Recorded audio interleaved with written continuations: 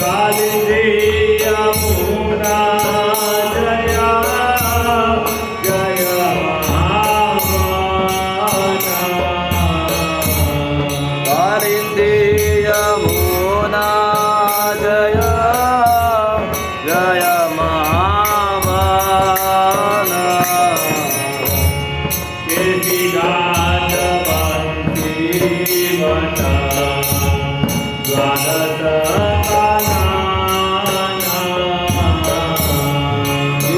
घाट वंशी द्वादश यहाँ सावलीला श्री नंदन यहाँ सावलीला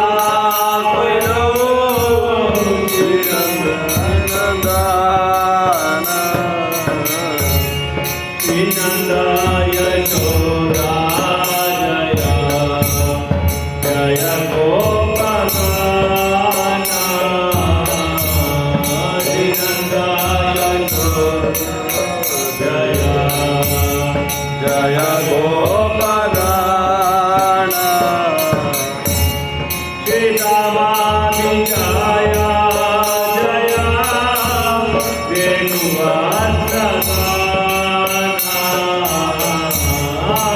रामानि जय जय वेणुवत्सगान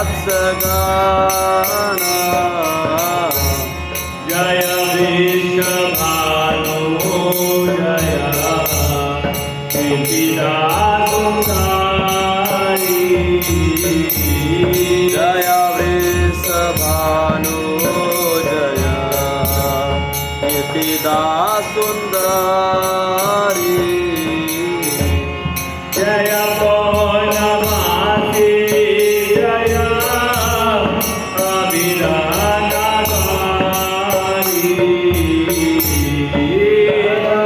पूर्णमासी जय अभिरानगारी जय पौर्णमासी जय अभिरनागारी जय पूर्णमासी जय हरिरनगारी जय जय गोपीश्वर वृंदावन जय जय गोपीश्वर वृंदावन माजा जय जय कृष्ण सखा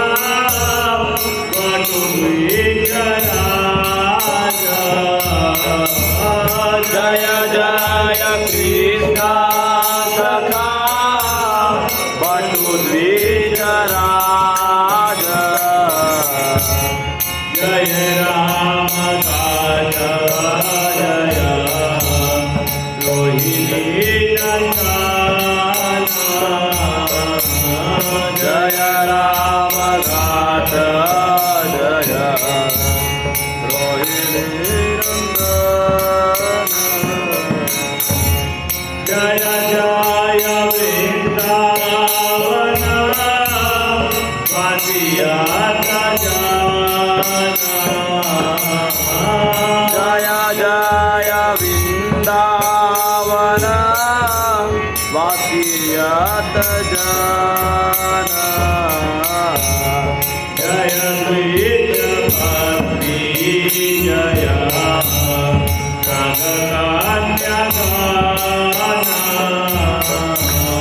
जय द्विज पत्नी जय नागकन्यगण भक्ति तेजहारा पाइलो गोविंदा चरण भक्ति तेजहारा लो श्री नंदन श्री राधा मंडाला जय जय राधा श्यामा जय रास जय जय जय राधा राधा श्यामा जय जय राधा लीला सर्व मनोरमा जय जय रास लीला सर्व मनोरमा जय जयोज्वल रस सर्वरस जय जय उज्ज्वला रस सर्वरस सार वर्गिया महादेया प्रजे वर्गीया भाविया रजते प्रचार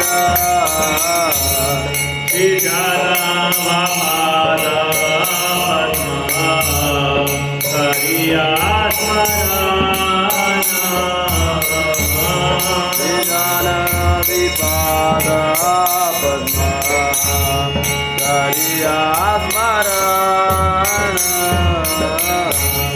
दीन कृष्ण दास कहे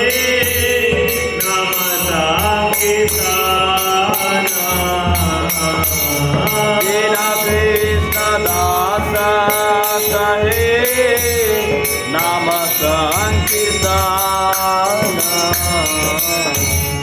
दीन कृष्ण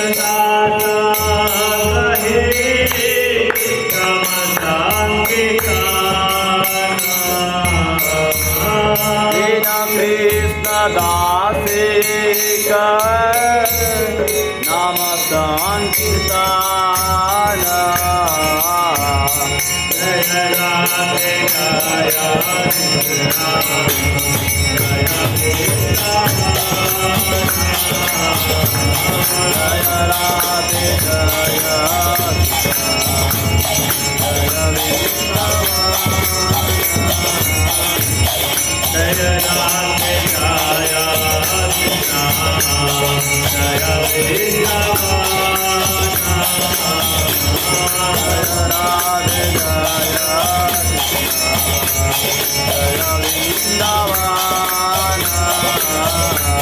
जय Govind Gopinath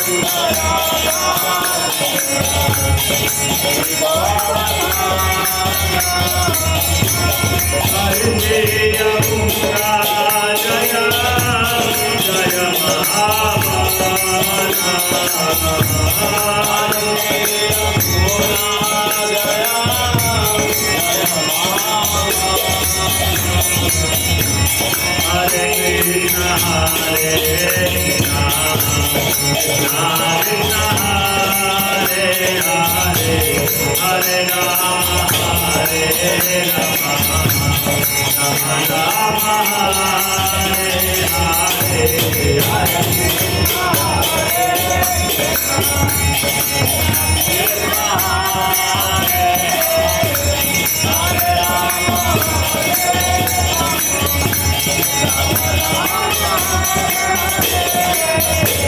Hare Krishna, Hare Krishna.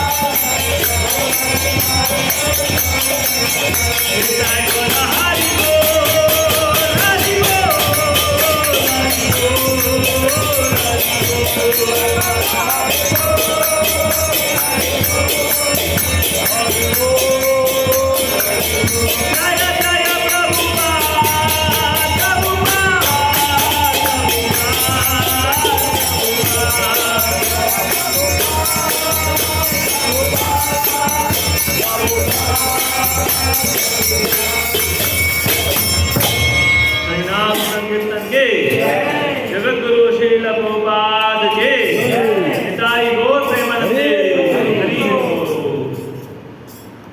हरे कृष्णा।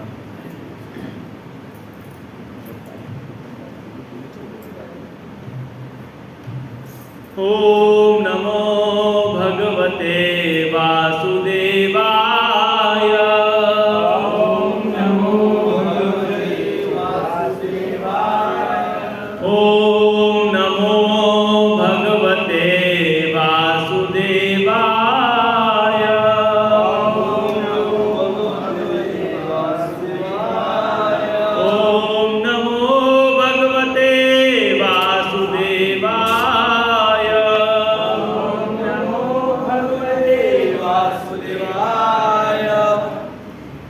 ओम ज्ञानतिमिरान्धस्य ज्ञानाञ्जनशलाकया चक्षुरुन्मीलितं येन तस्मै श्रीगुरवे नमः।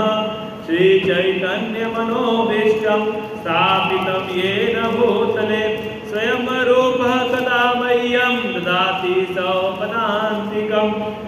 वन्देऽहं श्रीगुरो श्रीयुतापदकमलं श्रीगुरोन् वैष्णवांश्च श्रीरूपं साग्रजातं सहगण रघुनाथान्वितं तं सजीवं साद्वैतं सावधूतं परिजनसहितं कृष्णचैतन्यदेवं श्रीराधा कृष्णपदान् सहगण ललिता श्रीविशाखान्वितांश्च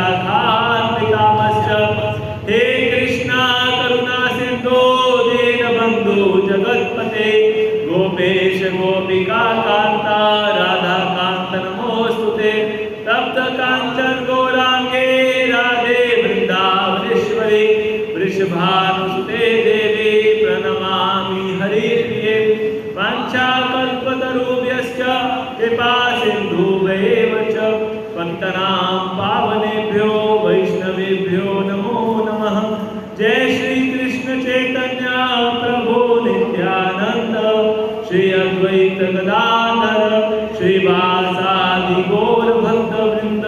हरे कृष्णा कृष्णा कृष्णा हरे हरे, हरे राम राम राम हरे हरे। नमो विष्णुपादाय कृष्ण पृष्ठाय भूतले श्रीमते भक्ति वेदांत स्वामी नामिने। नमस्ते सरस्वती देवे गौरवाणी प्रचारिणे निर्विशेष शून्यवादी पाश्चात्य देशधारिणे। मुखं करोति वाचालं पंगुं लंघयते गिरिं यत्कृपातमहं वन्दे श्रीगुरुं दीनतारिणं परमानन्दमाधवं श्रीचैतन्य ईश्वरम्। हरे कृष्णा। तो आप सभी भक्तों का आज के संडे कार्यक्रम में हार्दिक स्वागत है। हरि बोल। तो उधर पीछे एक दरी और बिछा सकते हैं माता जी के उधर की तरफ पीछे, एक या दो दरी ऊपर पीछे भी बिछा दीजिए। और जिन भक्तों को कूपन अभी दिया गया है, जाने से पहले ये कूपन आप वापस करेंगे। जब प्रसाद पाएंगे तो उस समय ये कूपन आपको वापस करना है सभी को, है ना। कोई अपने साथ घर मत ले जाइए, तो वापस करिएगा। हरे कृष्ण। तो हरे कृष्णा। तो आप सभी भक्तों का स्वागत है। आप में से कितने ऐसे जो फर्स्ट टाइम आए हैं आज, पहली बार? अभी तो सब आप आए हैं। हाँ, हरे कृष्ण।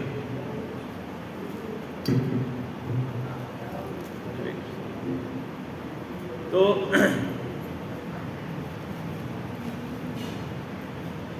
हम जो है आज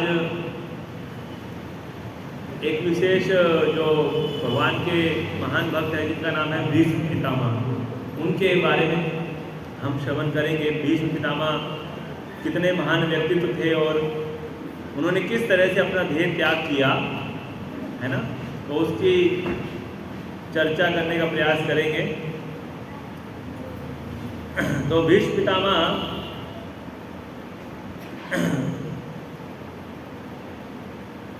तो जब महाभारत का युद्ध हुआ कुरुक्षेत्र में, तो आप सभी को पता है कि अर्जुन जो है वो कुरुक्षेत्र में युद्ध में स्थल में जब मोह को प्राप्त हुए थे, तो उन्होंने युद्ध करने से मना कर दिया था, है ना। तो उसके बाद जब भगवान ने भगवत गीता का ज्ञान अर्जुन को दिया था, उसके बाद अर्जुन को फिर से उत्साह या युद्ध करने के लिए, और उनका मोह दूर हो गया था अर्जुन का, है ना। तो इसी प्रकार से जैसे अर्जुन को तो युद्ध से पहले मोह को प्राप्त हुए थे, है ना, लेकिन युधिष्ठिर महाराज भी मोह को प्राप्त हुए थे, वो युद्ध के बाद मोह को प्राप्त हुए थे। तो कुरुक्षेत्र के युद्ध स्थल में, है ना, 64 करोड़ लोग मारे गए थे। 64 करोड़ लोग का निधन हुआ था कुरुक्षेत्र के युद्ध स्थल में मात्र 18 दिनों के अंदर, है ना। इतना महान जो है नरसंहार हुआ था, है ना। तो युधिष्ठिर महाराज को ऐसा लग रहा था कि ये जो इतना सारा नरसंहार हुआ है, इसका कारण जो है मैं हूँ। देखिए, राजा बड़े बड़े युद्ध लड़ते आए हैं, हमेशा राजाओं ने बड़े बड़े युद्ध लड़े हैं, लेकिन उसका लक्ष्य क्या होता था कि प्रजा की रक्षा करना लक्ष्य होता था, है ना। जैसे बड़े बड़े युद्ध लड़े गए हैं इससे पहले भी, तो लेकिन लक्ष्य क्या होता था उनके युद्ध लड़ने का कि प्रजा की रक्षा करने के लिए, प्रजा को सुरक्षा प्रदान करने के लिए, है ना। युधिष्ठिर महाराज बोले कि प्रजा की तो सुरक्षा हो रही थी, दुर्योधन कर ही रहा था प्रजा की सुरक्षा, लेकिन मैंने राज्य का लोभ करके, है ना, इतने सारे लोगों को मरवा दिया। मेरे अंदर राज्य को प्राप्त करने का लोभ था बहुत ज़्यादा, ऐसा युधिष्ठिर महाराज सोच रहे थे अपने अंदर, है ना, कि राजलोभ में मैंने इतना बड़ा महान युद्ध लड़ा और इसके कारण मेरे कारण जो है इतने सारे लोग मरे, 64 करोड़ लोग मरे मेरे कारण। ऐसा जो है सोच के अंदर ही अंदर घुट रहे थे और मना कर रहे थे कि मेरे जैसा पापी व्यक्ति अब मैं इस राज्य की गद्दी पे नहीं बैठ सकूंगा।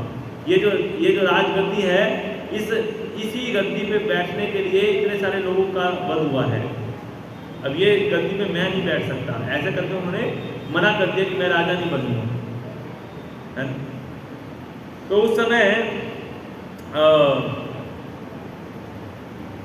समय राजा युधिष्ठिर जो है वो भगवान श्री कृष्ण ने युधिष्ठिर महाराज को समझाने का प्रयास किया, लेकिन युधिष्ठिर महाराज किसी से भी नहीं समझे। यहाँ तक कि वेद व्यास जी और विदुर जी और बड़े बड़े, मतलब विदुर जी तो नहीं थे खैर यहाँ पे, वेद व्यास जी और भगवान श्री कृष्ण स्वयं, भगवान चाहे तो क्या नहीं हो सकता, भगवान के लिए कोई भी कार्य संभव नहीं है। कि कोई पूछ सकता है कि भगवान श्री कृष्ण ने अगर युधिष्ठिर महाराज को समझाने का प्रयास किया तो वो क्यों नहीं समझे? क्या उत्तर है इसका? क्यों नहीं समझे युधिष्ठिर महाराज, अगर उनको प्रयास किया समझाने का भगवान ने? तो क्योंकि भगवान ही नहीं चाहते थे कि वो समझे। बाहर से समझा रहे थे, अंदर से स्विच ऑफ कर दिया था उनका कि नहीं समझना है ना। भगवान किसी को समझे, कोई ना समझे, ऐसा हो नहीं सकता, है ना। तो भगवान जो चाहते वो होता है। भगवान बाहर से समझाना चाह रहे लेकिन अंदर से नहीं चाह रहे कि समझे युधिष्ठिर महाराज। क्यों? क्योंकि उनको अपने एक महान भक्त को प्रकाशित करना था जिनका नाम था भीष्म पितामह। एक इतने महान व्यक्तित्व थे, वो पूरे संसार को दिखाना चाहते थे कि भीष्म पितामह जो है, हरे कृष्णा, तो सेल चेंज कीजिए।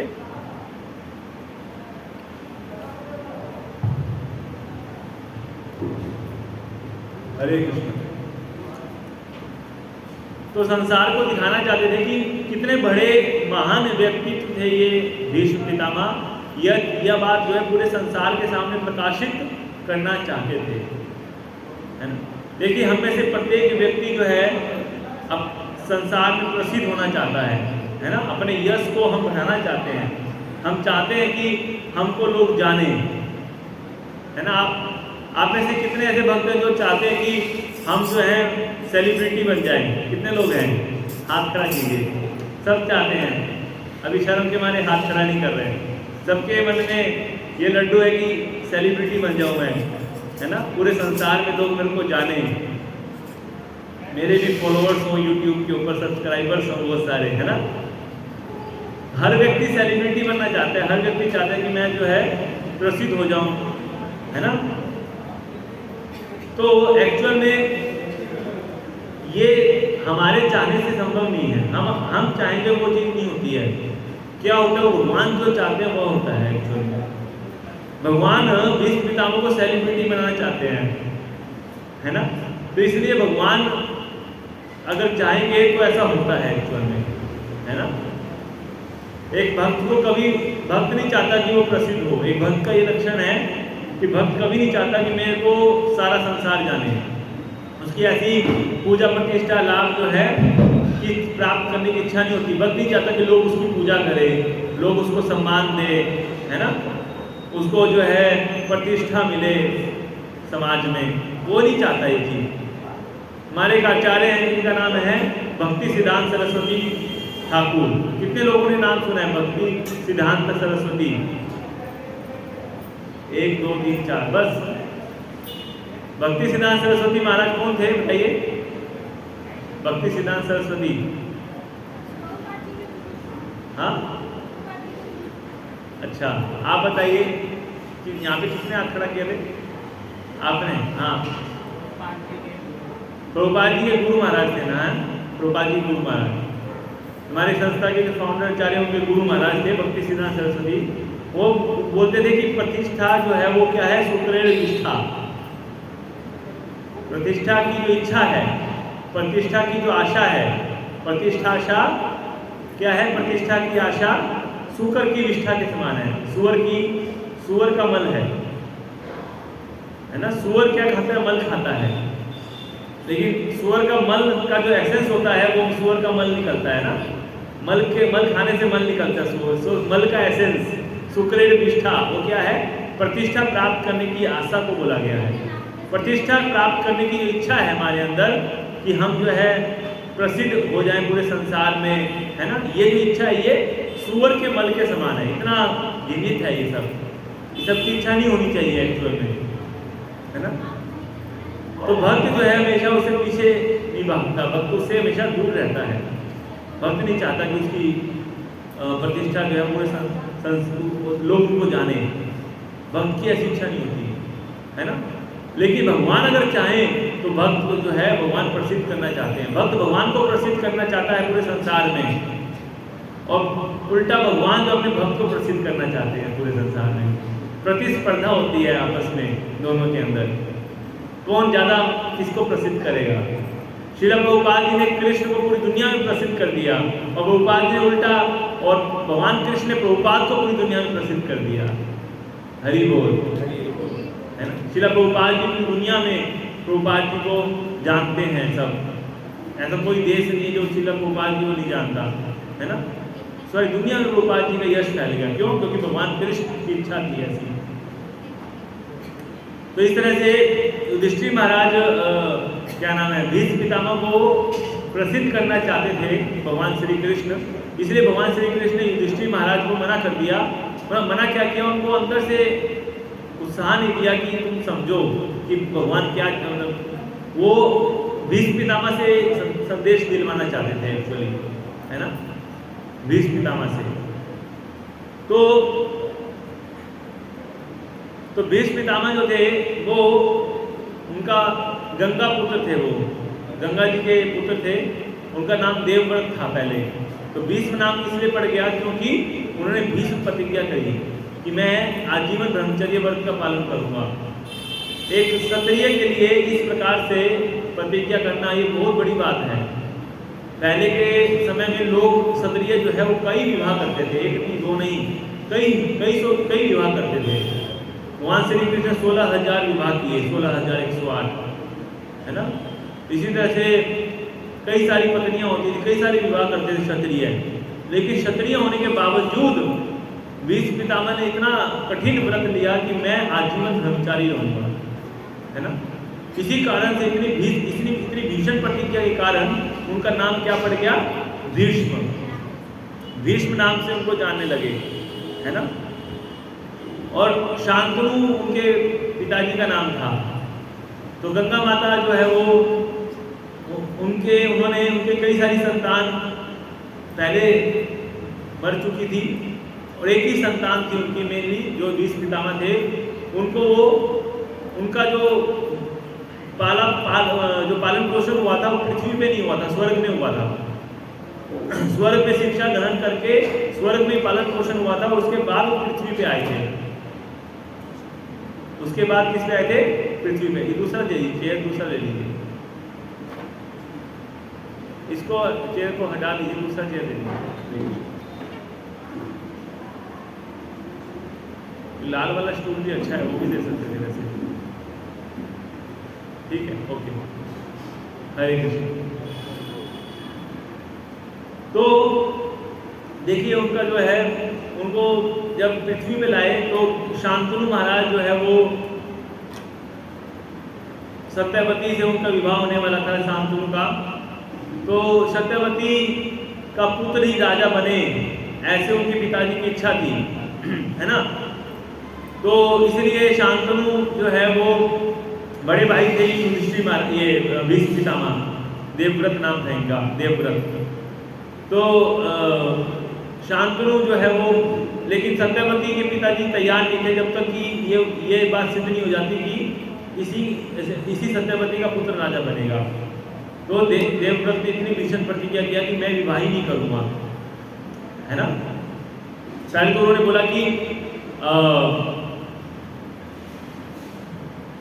बोला कि मेरा जो मतलब मैं विवाह नहीं करूँगा। तो विवाह नहीं करूँगा तो उसके बाद जो है इतने भीषण प्रतिज्ञा होने के बाद जो है शांतनु ने उनको बोला कि तुमने मेरी खुशी के लिए इतना बड़ा त्याग किया है, तो उनको इच्छा मृत्यु का वरदान प्रदान किया कि तुम जब चाहोगे, जब तुम्हारी मृत्यु होगी, इच्छा मृत्यु का वरदान दे दिया भीष्म पितामह को, है ना। तो भीष्म पितामह जो थे वो 12 महाजनों में से एक माने जाते हैं, 12 महाजन है टोटल, जो कि यमराज जी बताते हैं कि 12 लोग ऐसे हैं जो कि कृष्ण को तत्व से जानते हैं, कृष्ण के बारे में जिनको तत्व से ज्ञान है, तत्व वेता है, जो तत्व से जिनको कृष्ण के बारे में पता है, एजुकेट जो जानते हैं भगवान के बारे में, वो 12 लोग हैं। और उन 12 में भीष्म पितामह एक है। तो भीष्म पितामह जो है वो उनके अंदर जो है मतलब असीम शक्ति थी, है ना। वो मतलब इतना शक्तिमान थे कि कोई भी पृथ्वी पे ऐसा नहीं था जो कि उनको जीत सके। धनुर्विद्या में इतने ज़्यादा बलशाली, इतने ज़्यादा पराक्रमी थे, है ना भीष्म पितामह। उनके गुरु थे परशुराम जी। परशुराम जी से उन्होंने धनुर्विद्या प्राप्त करी, है ना। और उनका जो है परशुराम जी ने उनको आशीर्वाद दिया था कि तुम जो है पूरी पृथ्वी पे तुमसे टक्कर लेने वाला कोई नहीं होगा। गुरु की कृपा को प्राप्त किया उन्होंने। कैसे प्राप्त किया? तो उन्होंने जब 20 प्रतिज्ञा कर ली थी तो एक बार अम्बा, अंबालिका और एक अंबिका जो है 3 स्त्रियां थी जिनको वो युद्ध में जीत कर लाए थे, है ना। और उसके बाद 2 का तो विवाह अपने भाइयों से कर दिया था उन्होंने, है ना। 2 का विवाह हो गया था, 1 बच गई थी अम्बा। तो जब वो उसने बोला कि अब मेरे को कोई स्वीकार नहीं करेगा, इसलिए आप ही मुझे पति के रूप में स्वीकार करो, ऐसा बोला उसने भीष्म पितामह को। तो भीष्म पितामह ने मना कर दिया कि मैं आपको पति के रूप में स्वीकार नहीं कर सकता, है ना। तो फिर परशुराम जी के पास गई वो अम्बा, है ना। ये सुन के कि इनके गुरु जो है परशुराम जी, और परशुराम जी बोलेंगे तो ये मानेंगे। तो परशुराम जी ने बोला तो परशुराम जी ने कहा भीष्म पितामह को तुम जो है इसको स्वीकार करो, विवाह करो इससे।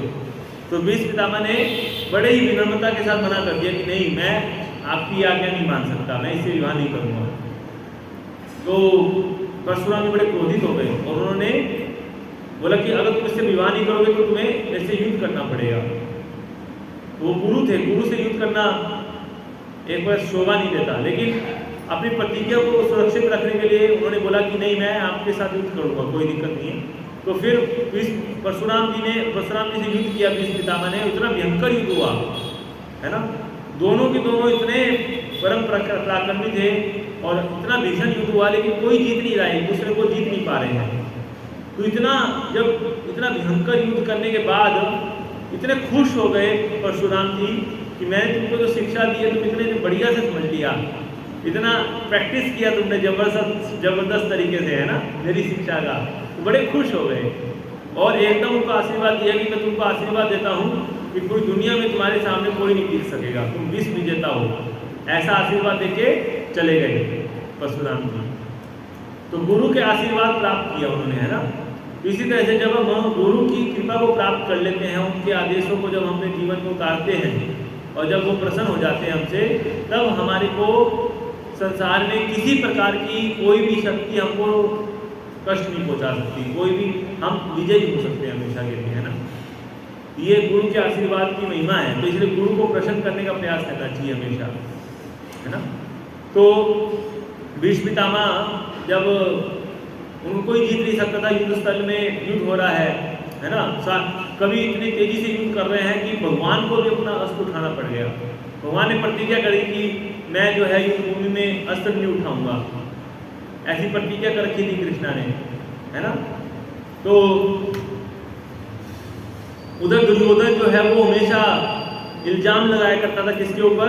भीष्म पितामह के ऊपर, कि आप जो है पक्षपाती है, आप पक्षपात कर रहे हैं, आप मेरी टीम में शामिल होके दुश्मन के साथ मिले हुए हैं, दुश्मन के साथ आप मिले हुए हो, मेरी टीम में हो आप, लेकिन आप दुश्मन का साथ दे रहे हो।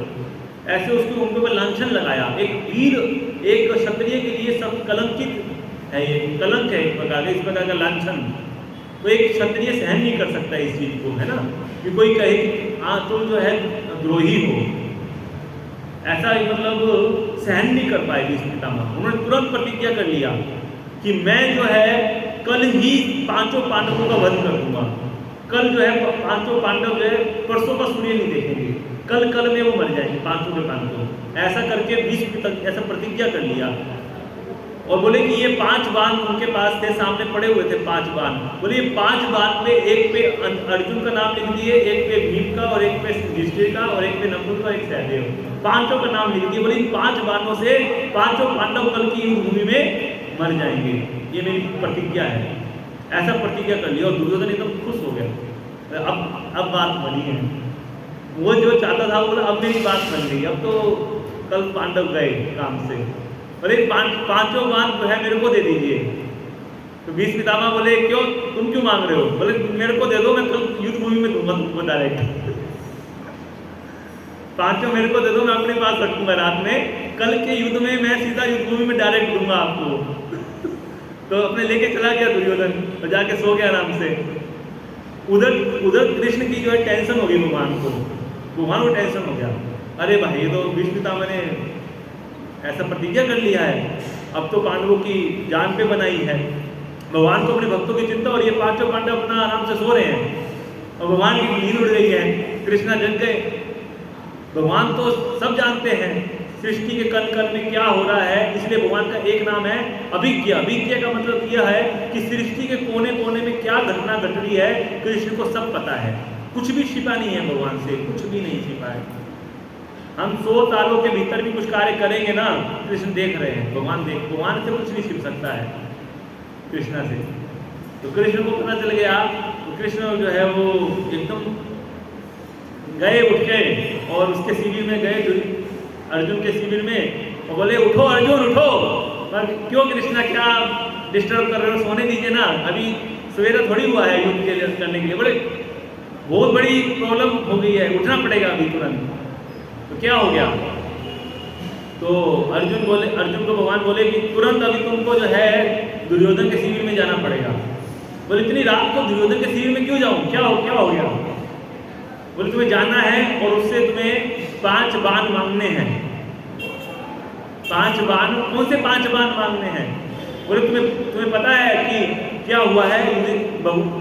भीष्म पितामह ने तुम 5 को मारने की प्रतिज्ञा कर ली, और 5 बाण जो है वो किसके पास है? दुर्योधन के पास है, जो जिससे भीष्म पितामह कल तुमको मारेंगे, ऐसी प्रतिज्ञा करके ऐसा प्रतिज्ञा किया है। तो फिर अर्जुन बोला कि अब दुर्योधन के पास जाना पड़ेगा। तो क्षत्रिय में स्पिरिट होता था कि क्षत्रिय लोग जो दिन में दुश्मन होते थे और रात में दुश्मनी नहीं लेते थे एक दूसरे से, है ना।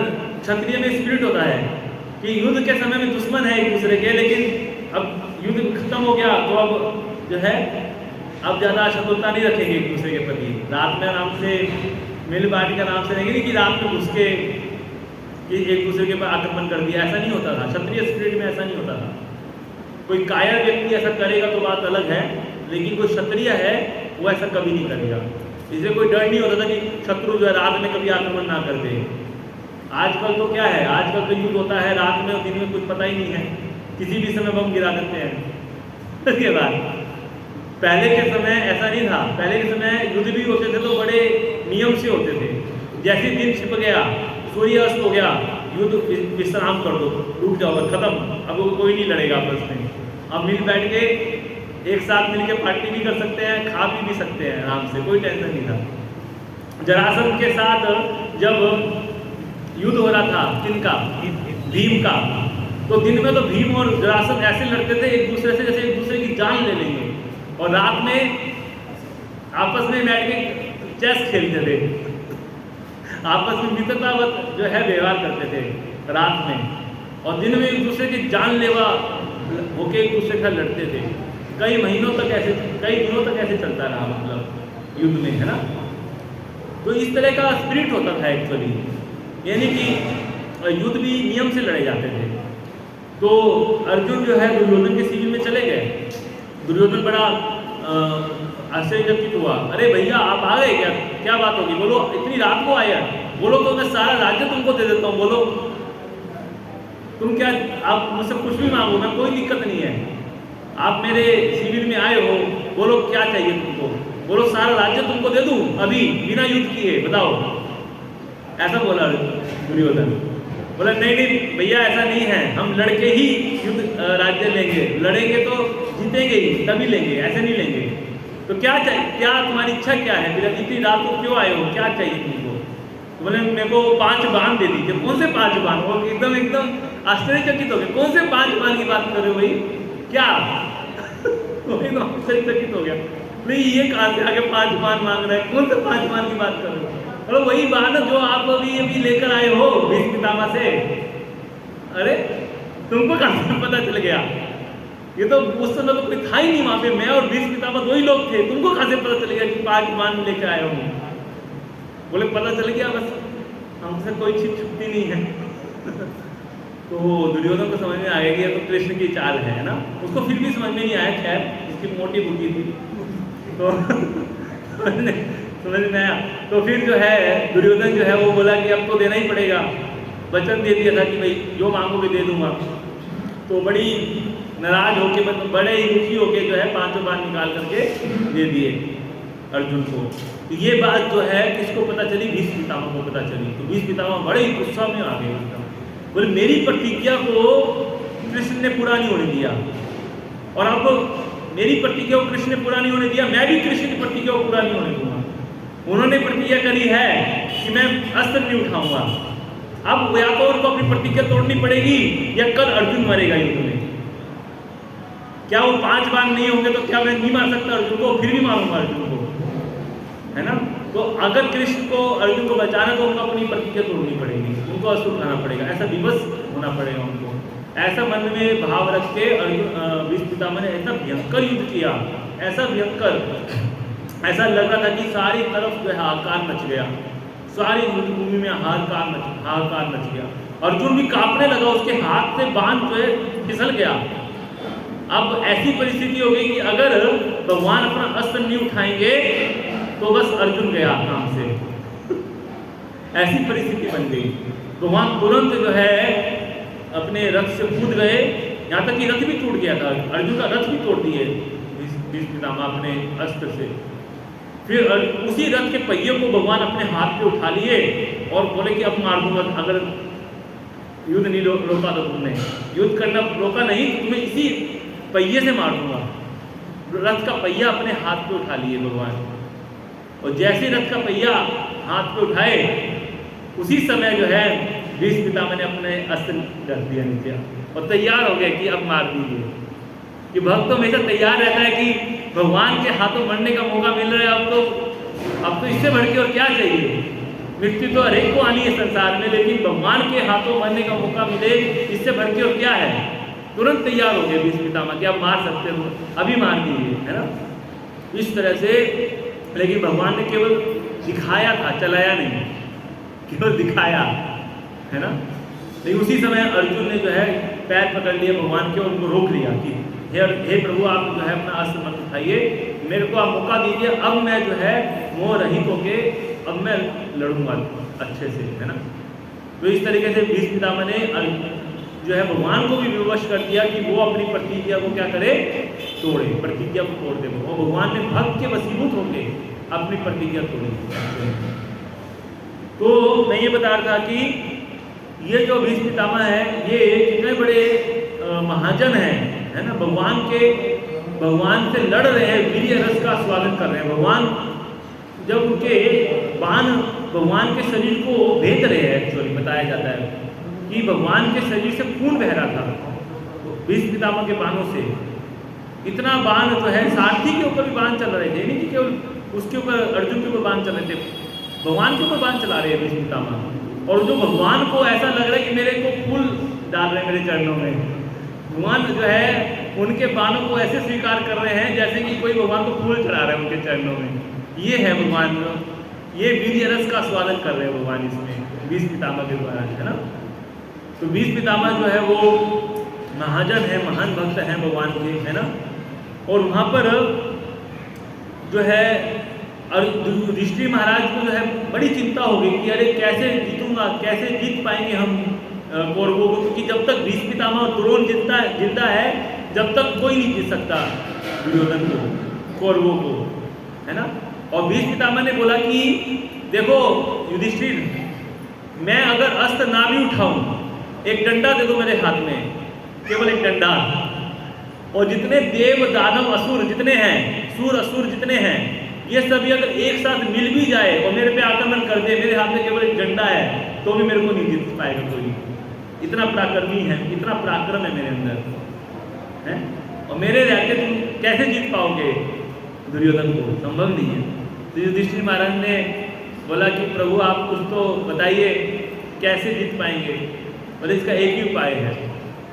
तो जो अम्बा थी, जैसे मैं बताया कि अम्बा ने जो है, जब वो ये मना कर दिया अम्बा ने, भीष्म पितामह की विवाह नहीं करूँगा, तो अम्बा ने तपस्या करा। तपस्या करके अगले जीवन में वो शिखंडी बन के आई। और भीष्म पितामह को पता था कि मैं स्त्री के सामने अस्त्र नहीं उठाता हूँ, तो शिखंडी या तो स्त्री है, लेकिन फिर भी वो उसको अगर तुम सामने खड़ा करके मेरे से युद्ध लड़ोगे तो फिर मैं अपने हथियार नीचे रख दूंगा, उस समय तुम मेरा वध कर सकते हो। वध क्या कर सकते हो? तुम मेरे को हरा सकते हो, वध तो मेरा हो नहीं सकता। अपनी इच्छा से मरूंगा मैं, तो जब चाहूँगा तब मरूंगा, लेकिन तुम मेरे को हरा सकते हो। तुम मेरे को जो है एक प्रकार से जीत तो नहीं सकते, लेकिन तुम मुझे हरा सकते हो, है ना। तो इस प्रकार से जब बोला तो फिर भगवान भीष्म पितामह ने खुद बताया कि मेरे को तुम कैसे हरा सकते हो। इतने महान व्यक्ति, तो इतने सोचिए किसी को इच्छा मृत्यु का वरदान प्राप्त हो जाए, है ना। तो वो कैसे इच्छा मृत्यु क्या मतलब? कोई सोचे कि मैं नहीं मरूंगा तो वो मरेगा ही नहीं। फिर इच्छा मृत्यु का मतलब क्या है कि कोई अगर अमर बनना चाहता है, हिरण्यकशिपु ने अमर बनने के लिए प्रयास किया है, इतने 36,000 साल तपस्या किया, वो अमर नहीं हो पाए। भीष्म पितामह तो 1 मिनट में अमर हो गए ना।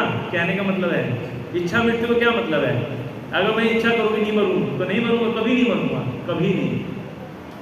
तो ये वरदान केवल उसी को दिया जा सकता है जो कि महाजन हो, जो भक्त हो, उसी को ऐसा वरदान मिल सकता है। हर किसी को ऐसा वरदान नहीं दिया जा सकता है ना।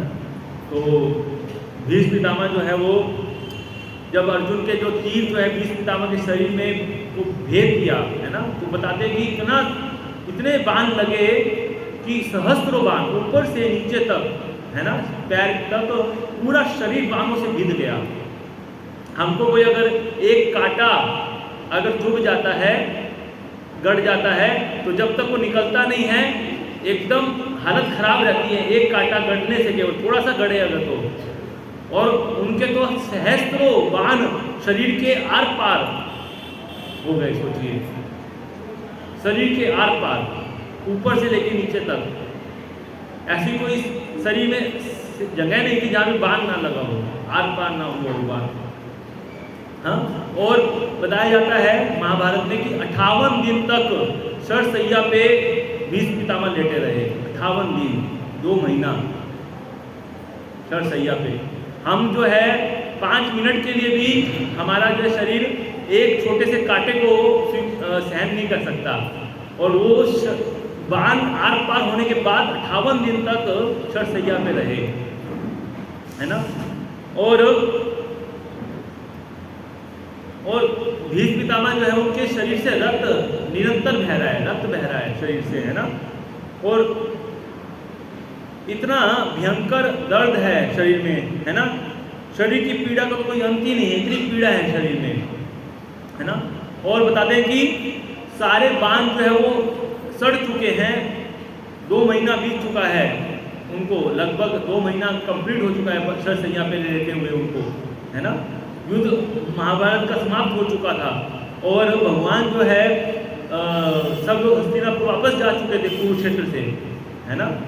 और हस्तिनापुर में जा करके भगवान भी जो है अपने द्वारका वापस जाने की तैयारी कर रहे थे। उसी समय कुंती महारानी ने जा करके भगवान के समक्ष जो है उनको रोका। भागवत के 8वें अध्याय में, पहले स्कंद के 8वें अध्याय में कुंती महारानी की प्रार्थनाएं हैं। तो कुंती महारानी की प्रार्थना जब करी कुंती महारानी ने प्रार्थना, जब भगवान वापस जा रहे थे द्वारका, लेकिन भगवान द्वारका वापस जा रहे हैं, लेकिन कुंती महारानी ने रोक लिया भगवान को कि हे प्रभु आप मत जाइए, अभी आप हमें असुरक्षित अवस्था में छोड़ के अभी मत जाइए। तो भगवान जो युधिष्ठिर महाराज ने भी रोक लिया और कुंती महारानी ने भी रोक लिया। तो वो तो एक निमित्त मात्र थे कुंती महारानी और युधिष्ठिर महाराज, भगवान तो भीष्म पितामह के लिए रुके थे वास्तव में। एक भक्त सरसैया में पड़ा हुआ है, उसको बिना दर्शन दिए कैसे भगवान द्वारका चले जाएंगे? तो इसलिए भगवान जो है वो रुक गए एक्चुअल में। कुंती महारानी ने रोक लिया तो रुक गए, लेकिन वो तो एक निमित्त थी, कुंती महारानी और युधिष्ठिर महाराज तो निमित्त थे एक्चुअल में। लेकिन जब रुक गए तो रुकने के बाद जो है युधिष्ठिर महाराज अंदर से बहुत परेशान हो रहे थे कि मैं जो है मेरे कारण सारा नरसंहार हुआ है, और समझ भी नहीं रहे थे। तो भगवान ने कहा कि चलो, एक व्यक्ति है जिसकी बात तुम समझ सकते हो। बोले कौन? बोले वो भीष्म पितामह हैं, और अभी भी जिंदा है, अभी भी जीवित अवस्था में हैं, अभी भी सरसैया पर हैं, चलो उनसे तुम्हें लेके चलता हूँ। तो एकदम युधिष्ठिर महाराज जो है वो तैयार हो गए, और सारे पांचों भाई एकदम राजवेश धारण करके, और फिर जो है सारथी बन के, अभी भी सारथी बने हैं, अभी भी जो है सारथी हैं। यानी कि युद्ध समाप्त होने के बाद अब बोला कि अब तो मेरी ड्यूटी समाप्त हो गई, अब मैं सारथी वारथी नहीं हूँ, ऐसा नहीं बोले भगवान। खुद सारथी बन करके पांचों पांडवों को रथ में बिठा के भगवान कुरुक्षेत्र लेकर आए वापस, हस्तिनापुर दिल्ली से कुरुक्षेत्र आए फिर से, और आ करके जो है सरसैया वहाँ पर भीष्म पितामह लेटे हुए हैं। और अब देखिए भीष्म पितामह ने बताया कि अन्न का दाना तक नहीं खाया, 2 महीने तक अन्न का दाना भी नहीं लिया था, है ना। और वहाँ पे अर्जुन ने उनके लिए गंगा जी को प्रकट किए थे वहाँ पर कुरुक्षेत्र में। वो वहाँ पे गंगा जी का जल बस ग्रहण कर रहे थे, केवल 58 दिन तक जल पर रहे, गंगा जल को ग्रहण कर रहे थे केवल, और कुछ नहीं, है ना, इस अवस्था में। और आप देखिए कि और कहाँ पर लेटे हुए हैं, कोई ऐसा नहीं कि फर्स्ट क्लास एसी का रूम है, वहाँ पे चारों तरफ जो है लाशें पड़ी हुई हैं, लाखों लाशें पड़ी हुई हैं चारों तरफ, है ना। और शमशान जैसी स्थिति में, शमशान जैसे होता है वहाँ पे कोई जाते हुए डरता है शमशान में, है ना। ऐसी अवस्था है कि वहाँ पे चारों तरफ लाशें पड़ी हुई है। कई लोग तो अभी भी रथों के नीचे दबे हुए हैं, जिनके प्राण नहीं निकले अभी तक। ऐसे कई लोग ऐसे भी थे जो अभी तक दबे हुए हैं, मलबे के अंदर दबे हुए हैं। इतना भयंकर नरसंहार हुआ है, 64 करोड़ लोग मरे हैं सोचिए उस युद्ध भूमि के अंदर। चारों तरफ हाहाकार, रक्त की नदी बह रही है सोचिए। कहीं शीश पड़ा हुआ है, घोड़ों के शीश पड़े हुए हैं, हाथियों के शीश पड़े हुए हैं, मनुष्यों के शीश पड़े हुए हैं, सिर कटे हुए हैं, हाथ कटे हुए, पैर कटे हुए हैं। ऐसी भयंकर स्थिति है। और चारों तरफ एक आदमी, एक लाश कहीं पे अगर 1 दिन 2 दिन 4 दिन है तो बदबू कितनी आएगी। 2 महीने तक सोचिए वहाँ पे लाशें पड़ी हुई है। कोई म्यूनिसिपैलिटी वाले नहीं थे कि उठा के सारा सब क्लीन कर दिए थे। सरकार पूरी गिर चुकी है, अब नया राजा बना नहीं है अभी तक, तो कहाँ से क्लीन होगा? कोई क्लीनिंग नहीं हुआ है। एज इट इज 2 महीने तक सोचिए कितना दुर्गंध आ रहा होगा वहाँ पे लाशों का। सोच के देखिए आप, कैसी परिस्थिति थी वहाँ पर, है। चारों तरफ इस प्रकार की स्थिति है। और वहाँ पे भीष्म पितामह भी, है ना कोई अन्न है, ना कोई, केवल जल के ऊपर, और शरीर से रक्त बह रहा है, बस इतना भयंकर पीड़ा में। और वहाँ पे सरसैया पर लेटे हुए, किस आस में लेटे हुए हैं, क्यों लेटे हुए हैं? हम जैसे व्यक्ति तो 1 सेकंड में मृत्यु को प्राप्त हो जाएंगे, सहन नहीं कर पाएंगे ऐसी परिस्थिति को, है। वहाँ पे शमशान में आप बताइए कौन जा सकता है? दिन में गिद्ध, कुत्ते, सियार केवल दिखते थे, और रात में भूत, पिशाच और डायन। ऐसी अवस्था थी वहाँ पे चारों तरफ, है। और इतने ऐसी अवस्था में जो है केवल और केवल एक आस लगा के कि मैं जो है कृष्ण का इंतजार कर रहे हैं, भगवान का इंतजार कर रहे हैं कि मैं प्राण छोड़ूं तो कम से कम उससे पहले कृष्ण का इंतजार कर रहे हैं। आप मन करके मन ही मन कृष्ण का पार्थ सारथी के रूप का दर्शन कर रहे हैं। हृदय के अंदर पार्थ सारथी के रूप दर्शन कर रहे हैं, उस रूप का दर्शन कर रहे हैं जिस रूप में जो है भगवान को अपने समक्ष देखे थे अर्जुन के सामने रथ पे बैठे हुए।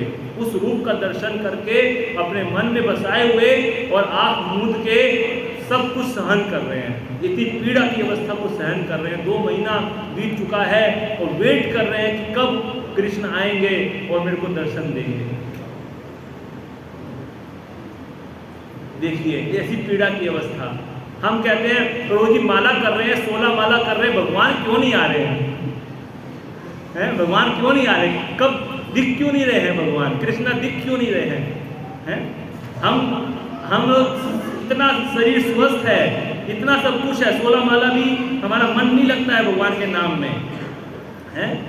और उसके बाद भी हम चाहते हैं कि भगवान हमारे सामने आ जाए, हैं? यहाँ पे आप स्थिति देखिए कि भीष्म पितामह की, कि इतने शरीर में इतना कष्ट है, इतने शरीर भागों से बिंधा हुआ है, और उसके बाद ऐसी नारकीय स्थिति पे लेटे हुए हैं, चारों तरफ बदबू है, एकदम भयंकर लाशें पड़ी हुई हैं, है ना?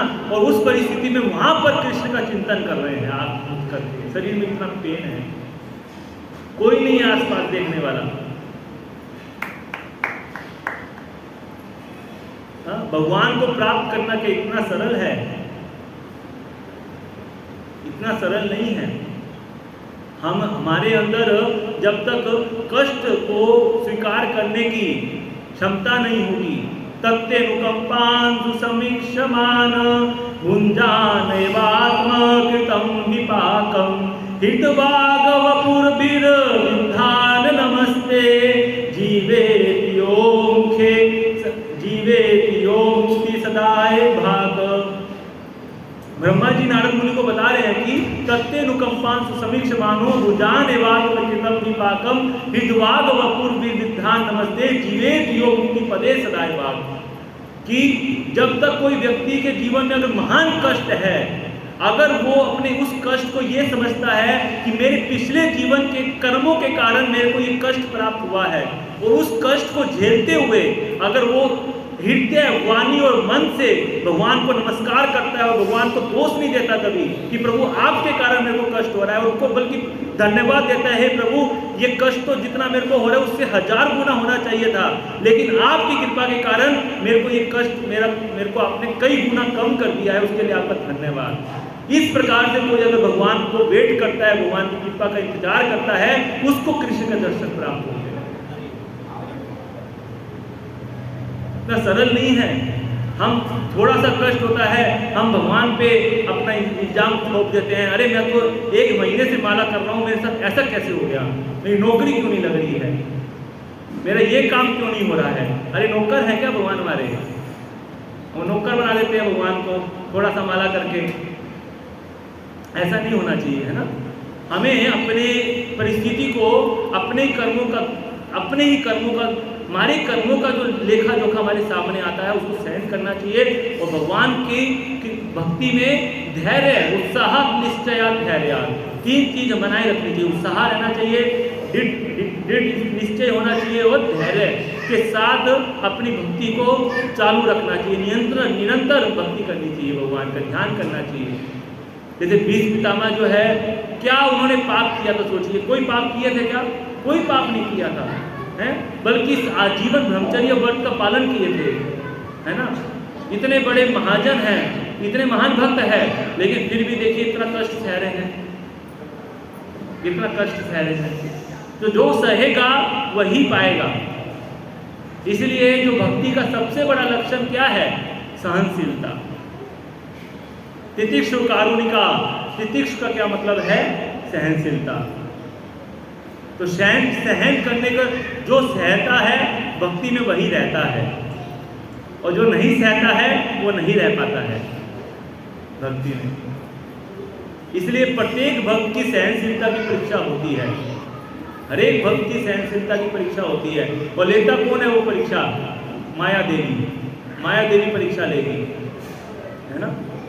तो इसलिए हम सभी को इस बात को समझना चाहिए कि अगर भक्ति करते समय अगर हमारे जीवन में कष्ट आ रहा है तो ये भगवान की कृपा है, इसको कृपा के रूप में देखना चाहिए, और उस कष्ट को झेलते हुए अपने भगवान का स्मरण करना चाहिए, और फिर वेट करना चाहिए भगवान की कृपा का।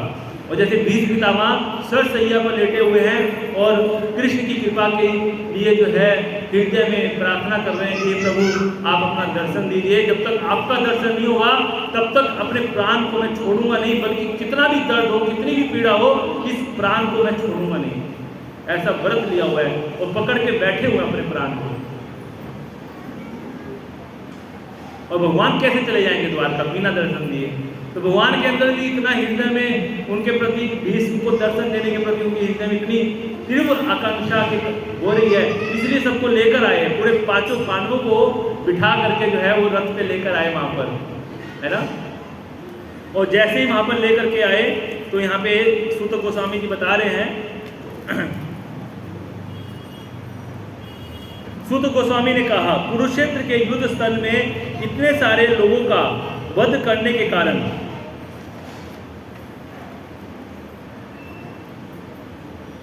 घबराए हुए महाराज युधिष्ठिर उस स्थल पर गए जहां पे नरसंहार हुआ था।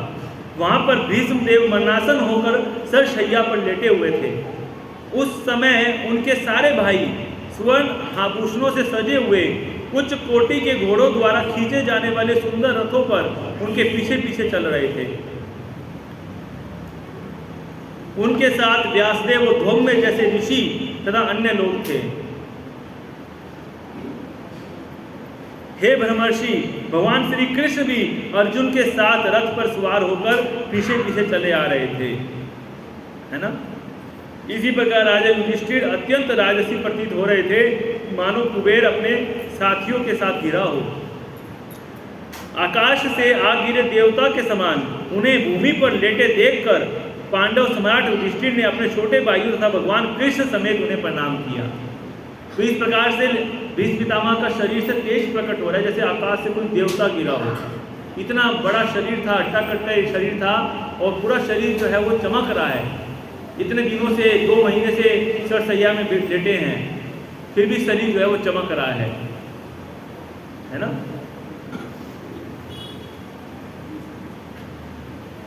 राजा भरत के वंशजों में प्रधान भीष्म को देखने के लिए ब्रह्मांड के सारे सतोगुणी महापुरुष जैसे देवर्षि, ब्रह्मर्षि और राजऋषि वहां पर एकत्र हो गए। जैसे ये पता चल गया कि भाई सभी ब्रह्मर्षि, राजऋषि और देवर्षि जितने भी थे बड़े बड़े, पूरे ब्रह्मांड में खबर फैल गई। मीडिया भी नहीं था कोई, सोचिए उस समय तो कोई व्हाट्सएप, कोई फेसबुक, कोई सोशल मीडिया नहीं था, लेकिन अपने आप पूरे जैसे ही भगवान लेकर के चले पांडवों को वहां से, दिल्ली से, हस्तिनापुर से, पूरे ब्रह्मांड में खबर फैल गई कि अब तो जो है भीष्म पितामह के शरीर त्यागने का समय आ गया है। तो सारे के सारे ब्रह्मर्षि, देवऋषि और जितने बड़े बड़े ऋषि थे सब वहां पर आ गए। कहाँ कहाँ पे तपस्या कर रहे थे ब्रह्मांड में, सब आ गए वहां पर, है ना। तो सोचो इतने सारे लोग आए।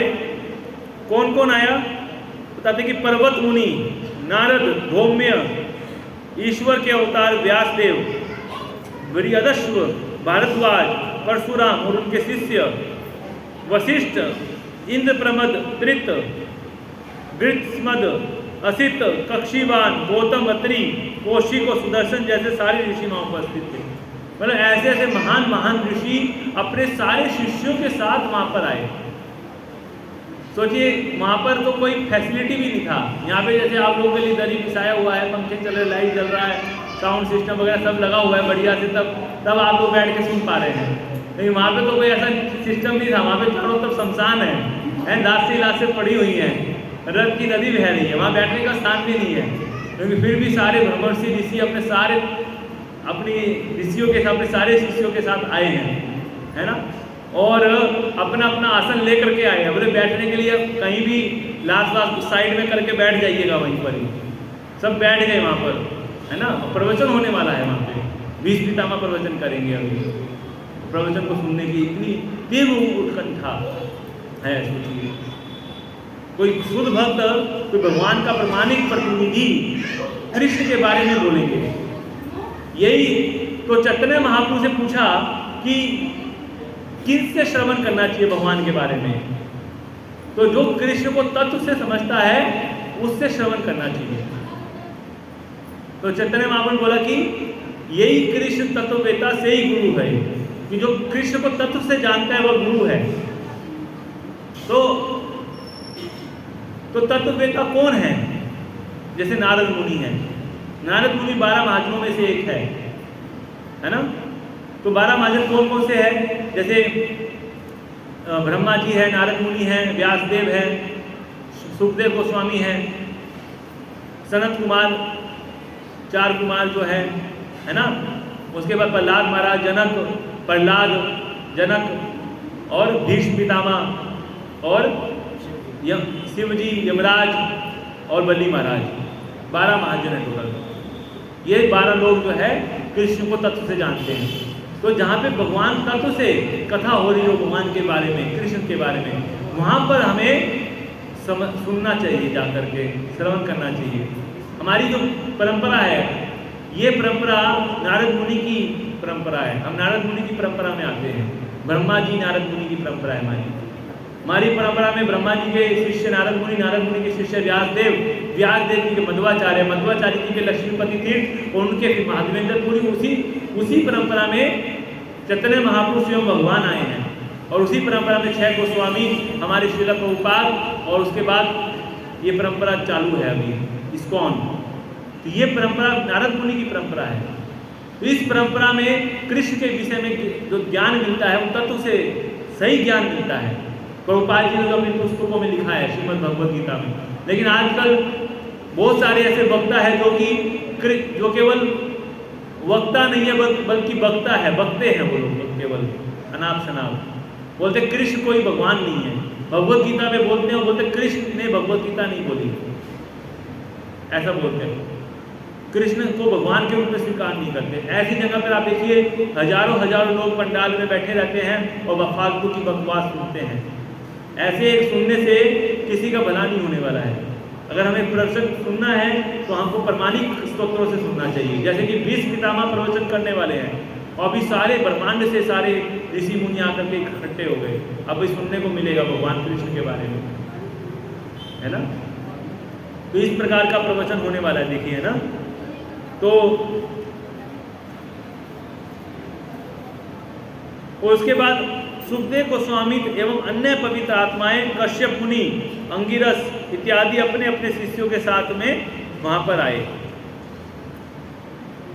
8 वसुओं में सर्वश्रेष्ठ भीष्म देव ने वहां पर एकत्र हुए समस्त महान तथा शक्ति संपन्न ऋषियों का स्वागत किया। सबका स्वागत किए। कैसे स्वागत करेंगे? लेटे हुए हैं, अभी तो हिल भी नहीं सकते हैं, है ना। तो भीष्म देव ने सबसे पहले जितने भी महान ऋषिगण आए थे, सबसे पहले उनका दर्शन किया। कौन कौन आया है उन सबका सम्मान किया। आंखों से सम्मान किया। केवल आंख से और मुंह से क्रिया कर सकते हैं, केवल आंख से देख सकते हैं और मुंह से बोल सकते थे। बोल भी क्या सकते थे? 2 महीने से सोचिए फास्टिंग चल रहा है हमारा। एक दिन में अगर फास्टिंग हो जाता है तो दूसरे दिन काय करने लग जाते हैं। अरे कब पारण का समय आएगा, कब पारण का समय आएगा, है ना। वही तो 2 महीने से केवल पानी पे फास्टिंग चल रहा है, सोचिए, है। तो वहाँ पे वो जो है उनके समक्ष जो है उनका सम्मान किए। और भीष्म देव को देश तथा काल के अनुसार, भीष्म देव को देश और काल के अनुसार समस्त धार्मिक नियमों की भली भांति जानकारी थी। भीष्म देव को पता था कि कैसे सम्मान करना चाहिए, ये उनको अच्छे से पता, देश काल के अनुसार किस तरह से सम्मान करना चाहिए। तो भगवान श्री कृष्ण प्रत्येक के हृदय में आसीन हैं, तो भी वे अपनी अंतरंगा शक्ति से अपना दिव्य रूप प्रकट करते हैं। ऐसे भगवान साक्षात भीष्म देव के समक्ष बैठे हुए थे। चरणों के पास भगवान बैठे हुए हैं। प्रणाम किया भगवान ने भीष्म पितामह को, और भगवान भी चरणों के पास बैठे हुए हैं, है ना। और चूंकि भीष्म देव उनकी महिमा से परिचित थे, अतएव उन्होंने उनकी विधिवत पूजा करी। और भगवान की कैसे करी? विधिवत। सबसे पहले ऋषि मुनियों को सम्मान दिया, उसके बाद भगवान को विधिवत पूजा किया। कैसे पूजा किया? कैसे? मन ही मन भगवान को जो है पूजा किए, मन ही मन, है ना। तो पास में ही महाराज पांडु के सारे पुत्र जो है शांत बैठे थे और अपने मरणासन पितामह के प्रेम से अभिभूत थे। यह देखकर भीष्म पितामह ने उन्हें भावपूर्ण बधाई दी। उनके नेत्रों में आनंद के अश्रु थे, क्योंकि वे प्रेम और स्नेह से आप्लावित हो गए थे। तो आंखों में एक तो भगवान श्री कृष्ण को देख करके इतने समय से भगवान के भगवान का वेट कर रहे हैं दर्शन के लिए, और भगवान जब सामने आए हैं तो सोचो कितना भाव से परिपूर्ण हो गए, आंखों से नेत्रों से अश्रु बह रहे हैं भीष्म पितामह के।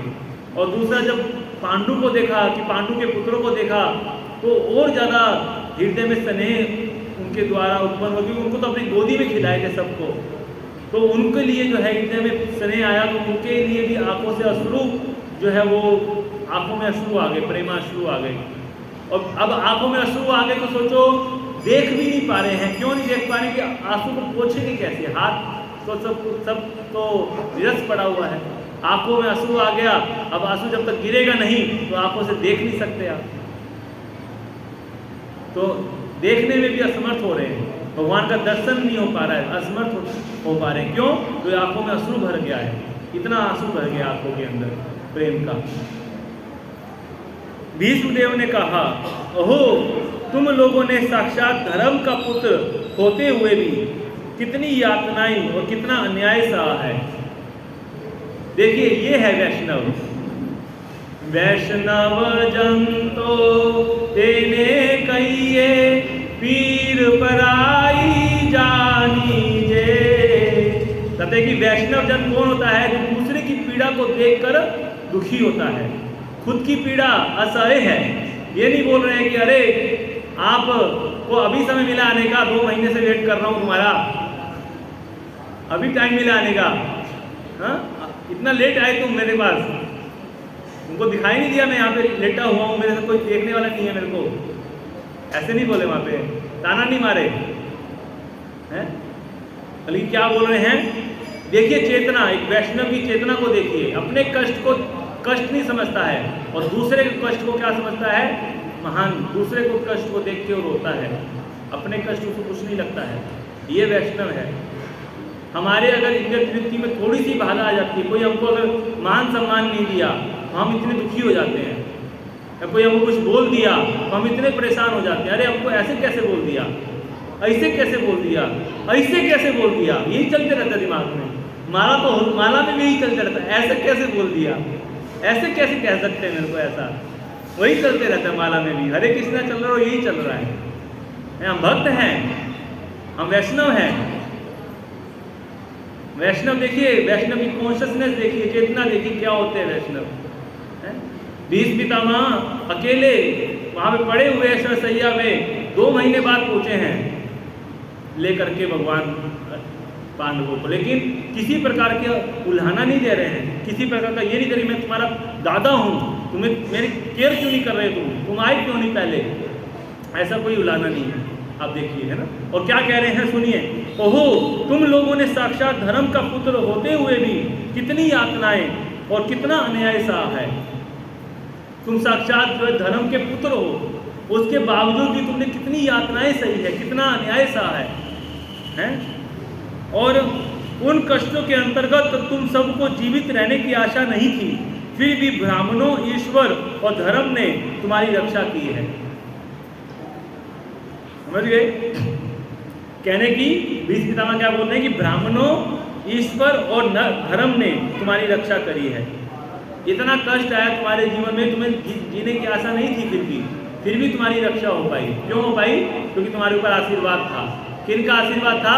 ब्राह्मणों का, ईश्वर का और धर्म का। धर्मो रक्षति रक्षितः। जो अपने धर्म की रक्षा करता है, धर्म उसकी रक्षा करता है ना। तो महाराज युधिष्ठिर, कृपा जी तात्पर्य में लिख रहे हैं, महाराज युधिष्ठिर कुरुक्षेत्र के महान नरसंहार से अत्यंत विचलित थे।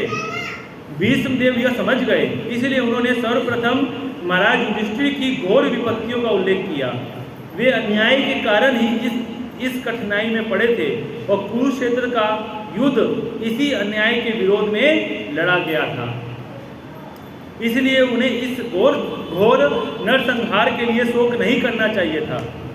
वे पांडवों को विशेष तौर पर यह बताना चाह रहे थे कि वे लोग सदा ही ब्राह्मणों, भगवान और धर्म के द्वारा रक्षित होते रहे हैं। अतएव जब तक वे इन 3 महान महत्वपूर्ण साधनों द्वारा सुरक्षित हैं, तब तक निराश होने की कोई कारण नहीं है।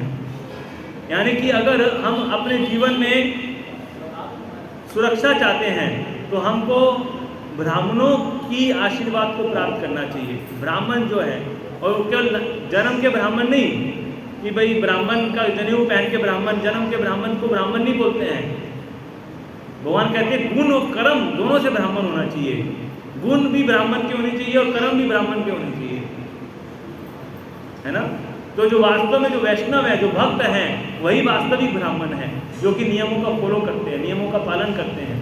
ब्राह्मण के 9 गुण हैं: क्षमा, दमा, तप, शोचम, शांति, आर्जवमेव च, ज्ञान विज्ञान आस्तिक्यम, ब्रह्म कर्म स्वभावजम।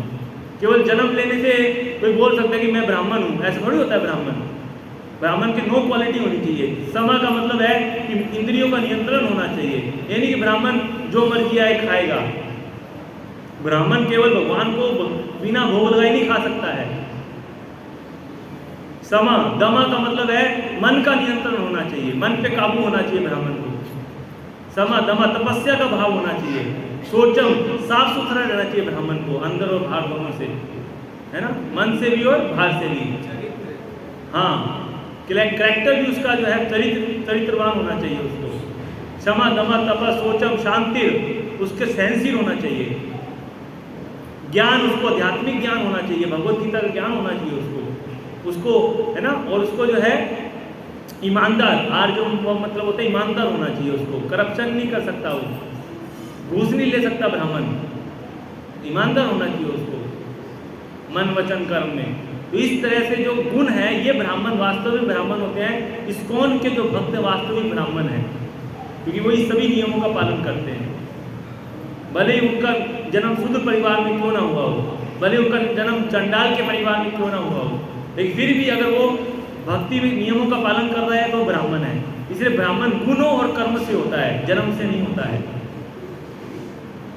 तो इसलिए ब्राह्मणों के द्वारा, यानी कि कोई अगर वैष्णव की कृपा को प्राप्त करे, वैष्णव को प्रसन्न कर ले, वैष्णव खुश हैं, है ना, और साथ में भगवान को प्रसन्न कर ले, और साथ में धर्म की रक्षा करे, अपने धर्म का पालन करे, तो इस तरह से अगर उसको करेगा तो उसको निराश होने की कोई संभावना नहीं है, जरूर सुरक्षा मिलेगी। इस प्रकार भीष्मदेव ने महाराज को उनकी निराशा मिटाने के लिए प्रोत्साहित किया।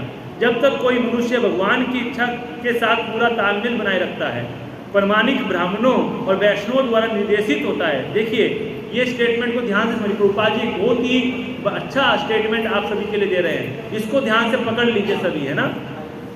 जब तक कोई मनुष्य भगवान की इच्छा के साथ पूरा तालमेल बनाए रखता है, भगवान की इच्छा के अनुसार।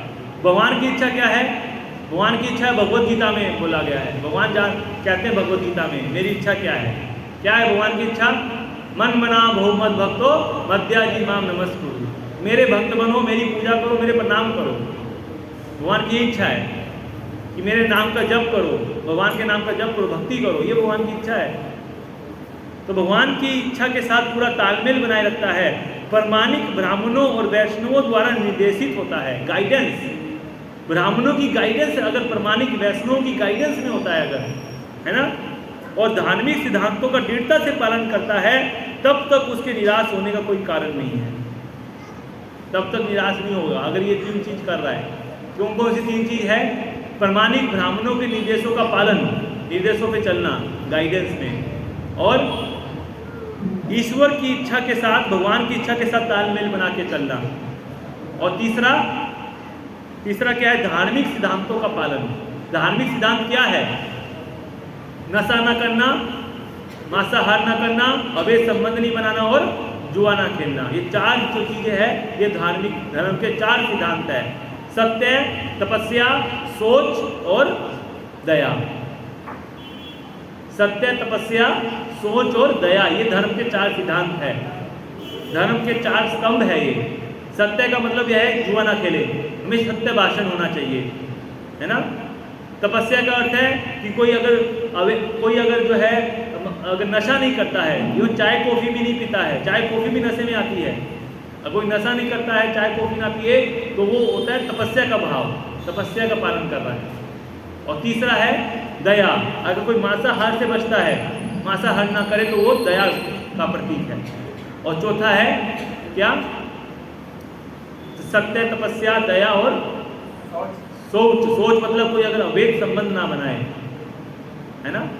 मन वाचा कर्मणा, एक पत्नी से जो संतुष्ट है और ब्रह्मचर्य व्रत का पालन करता है तो उसी को बोलते हैं सोच का करना। सोच इस धर्म के 4 सिद्धांत हैं। इन सिद्धांतों का कोई दृढ़ता से पालन करता है, ब्राह्मणों और वैष्णव की गाइडेंस में अगर है, और तीसरा भगवत गीता के अनुसार चल रहा है, तो वो जो है उसको निराश होने की कोई कारण नहीं है। भले ही जीवन की परिस्थितियाँ कितनी ही विषम क्यों ना हो, जीवन में कितनी भी कठिनाई क्यों ना हो, उस चीज को कोई टेंशन लेने की जरूरत नहीं है। इन चीज़ों को पकड़ के रखना है बस। कितना भी टेंशन, कितना भी परेशानी हो, कोई इसके जो साक्षात उदाहरण कौन है? साक्षात उदाहरण है युधिष्ठिर महाराज। युधिष्ठिर महाराज धर्म के सिद्धांतों का दृढ़ता से पालन करते थे। कितना कठिनाई में आए वो, लेकिन फिर भी उनको कुछ नहीं हुआ, है ना। इस तरह से बताया गया है यहाँ पे, है ना। तो भले ही जीवन की परिस्थितियाँ कितनी ही विषम क्यों ना हो, इस परंपरा में एक महान सत्ता होने के नाते भीष्म देव पांडवों को यह बात समझाना चाहते थे। तो भीष्म पितामह जो है पांडव को यही बात समझा रहे हैं कि आपको निराश होने की कोई आवश्यकता नहीं है, क्योंकि आप भगवान कृष्ण आपके मित्र, आपके सखा, आपके बंधु सब है। उन्हीं की गाइडेंस में आप रहते हो 24 घंटे, उनको फॉलो कर रहे हो अच्छे से, और सारे धार्मिक सिद्धांतों का पालन कर रहे हो, इसलिए तुमको घबराने की जरूरत नहीं है ना। और उसके बाद बताते हैं कि जहां तक मेरी पुत्र वधू कुंती का संबंध है, वो महान सेनापति पांडु की मृत्यु होने पर अनेक सारे बच्चों के साथ विधवा हो गई, है ना। पांडु की जो है वो मृत्यु यंग एज में हो गई थी, तो उस समय कुंती महारानी जो है यंग थी बिल्कुल, है ना। और जब वो हस्तिनापुर में जो है वो हस्तिनापुर में जब वो रहते थी तो उनके ऊपर अनेक समस्याएं आती थी, क्योंकि पांचों के पांचों पांडव जो है वो उनको मारने का प्रयास किया जाता था दुर्योधन टीम के द्वारा, पूरा मारने का प्रयास करते थे वो, है ना। तो ऐसी अवस्था में उनको वहाँ पे रहना पड़ता था, और इसके कारण उसने घोर कष्ट सहे। और अब जब तुम बड़े हो गए हो तो भी वे तुम्हारे कर्मों के कारण काफ़ी कष्ट उठा रही है। तो देखिए उनको अपना कष्ट नजर नहीं आ रहा है कि मैं कितना कष्ट उठा रहा हूँ, दूसरों के कष्ट नजर आ रहे हैं कि कुंती महारानी कितना कष्ट उठा रही है, पांडव ने कितना कष्ट उठाया है, ये सब नजर आ रहा है उनको, है ना। तो मेरे विचार से यह सब प्रबल काल के कारण हुआ है, जिसके वशीभूत होकर हर कोई व्यक्ति प्रत्येक लोक में मारा मारा फिरता है। तो यहाँ पे भीष्म पितामह कह रहे हैं कि ये सब कष्ट क्यों मिला, क्योंकि ये सब प्रबल काल के कारण ऐसा हुआ है। इसका एक ही जो है कारण है, वो है काल। एक चीज़ मैं बताना भूल गया कि कई बार लोग बोलते हैं कि भीष्म पितामह 58 दिन तक क्यों वेट किया, क्योंकि वो उत्तरायण में शरीर त्यागना चाह रहे थे, ऐसा कई लोग बोलते हैं। लेकिन एक्चुअल में भगवान के भक्त को ऐसा कुछ भी नहीं है कि वो किसी पर्टिकुलर समय का वेट करना पड़े उसे शरीर त्यागने के लिए। किसी भी अवस्था में वो शरीर त्यागता है तो उसे भगवान के धाम की प्राप्ति होती है। भगवान ने भगवत गीता में बोला है ये चीज़ कि मेरे भक्त को ये सब देखने की जरूरत नहीं कि उत्तरायण है कि दक्षिणायन है, सूर्य किस दिशा में है, ये सब देखने की, ग्रह नक्षत्र उसके काम, उसको ये सब देखने की जरूरत नहीं पड़ती है। तो भीष्म पितामह उत्तरायण का क्या अर्थ है कि उत्तरा के गर्भ में जिसने प्रवेश करके परीक्षित महाराज की रक्षा करी, उन कृष्ण का नाम उत्तरायण है। और उस उत्तरा के घर में जिसने प्रवेश किया और महाराज परीक्षित की सुरक्षा करी, उन कृष्ण का इंतजार करने के लिए जो है वेट कर रहे थे भीष्म पितामह। हरि बोल। उत्तरायण का मतलब क्या है? उत्तरा के गर्भ में जो भगवान प्रवेश करके परीक्षित महाराज की सुरक्षा किए, उन उत्तरायण को भगवान भीष्म पितामह वेट कर रहे थे, कृष्ण का, ना कि समय का, कि समय उत्तरायण आएगा तब शरीर त्यागूंगा, ऐसा कुछ भी नहीं है। इसी को बोलते तत्व से समझना चीज़ों को। कोई अप्रमाणिक व्यक्ति इस तत्व को नहीं बताएगा आपको। ये जो प्रमाणिक सोर्स से जब हम श्रवण करते हैं तब इस तरह से पता चलता है, हमको असली अर्थ पता चलता है चीज़ों का, है ना। उत्तरायण का असली अर्थ क्या है? तो इस तरह से जो है भीष्म पितामह वेट कर रहे थे, तो वहाँ पे बता रहे हैं कि हम ये जो भीष्म पितामह कह रहे हैं कि आप सबके साथ जो भी घटित हुआ है ये काल इसका एकमात्र कारण है। तो ये जो संसार है, इस संसार में हम सभी सुखी होकर जीना चाहते हैं। यहाँ पे हम चाहते हैं कि हम लोग यहाँ पे सुखी रहें। ये संसार जो है, ये संसार एक्चुअली इसका नाम क्या है? इस संसार का नाम मृत्यु लोक है। मृत्यु लोक, यहाँ पर ये स्थान जो है वो वास्तव में मरने का स्थान है। यहाँ पे मरते हैं जीव, है ना। तो यहाँ पे जो है केवल मरने का, अगर कोई व्यक्ति मान लीजिए कोई भी यहाँ पे कोई जी नहीं सकता है लंबे समय तक, कोई नहीं जी सकता है। हर व्यक्ति यहाँ पे मरने के लिए आया है इस संसार में। इसलिए भगवान भगवत गीता में बोलते हैं कि जातस्य ही ध्रुवो मृत्युर ध्रुवम जन्म मृतस्य च, कि जिसके मृत्यु हुआ है, जिसका जन्म हुआ, उसकी मृत्यु निश्चित है ना। तो इसलिए वास्तव में ये जो मृत्यु लोक है ये, है ना, तो यहाँ पे कोई जी नहीं सकता आराम से, शांति से। मृत्यु लोक है ये। इसलिए हम जो भी कार्य करते हैं, हम खाते हैं, सोते हैं, पीते हैं, हम नौकरी करते हैं, हम कमाते हैं, जो भी काम करते हैं केवल और केवल मरने के लिए करते हैं एक ना एक दिन, क्योंकि एक दिन हमको मरना है। इसलिए वास्तव में यहाँ पे हमको मेन कई एग्जाम हम करते हैं, हम देते हैं एग्जाम, बहुत सारे एग्जाम हमने दिए हैं, है ना।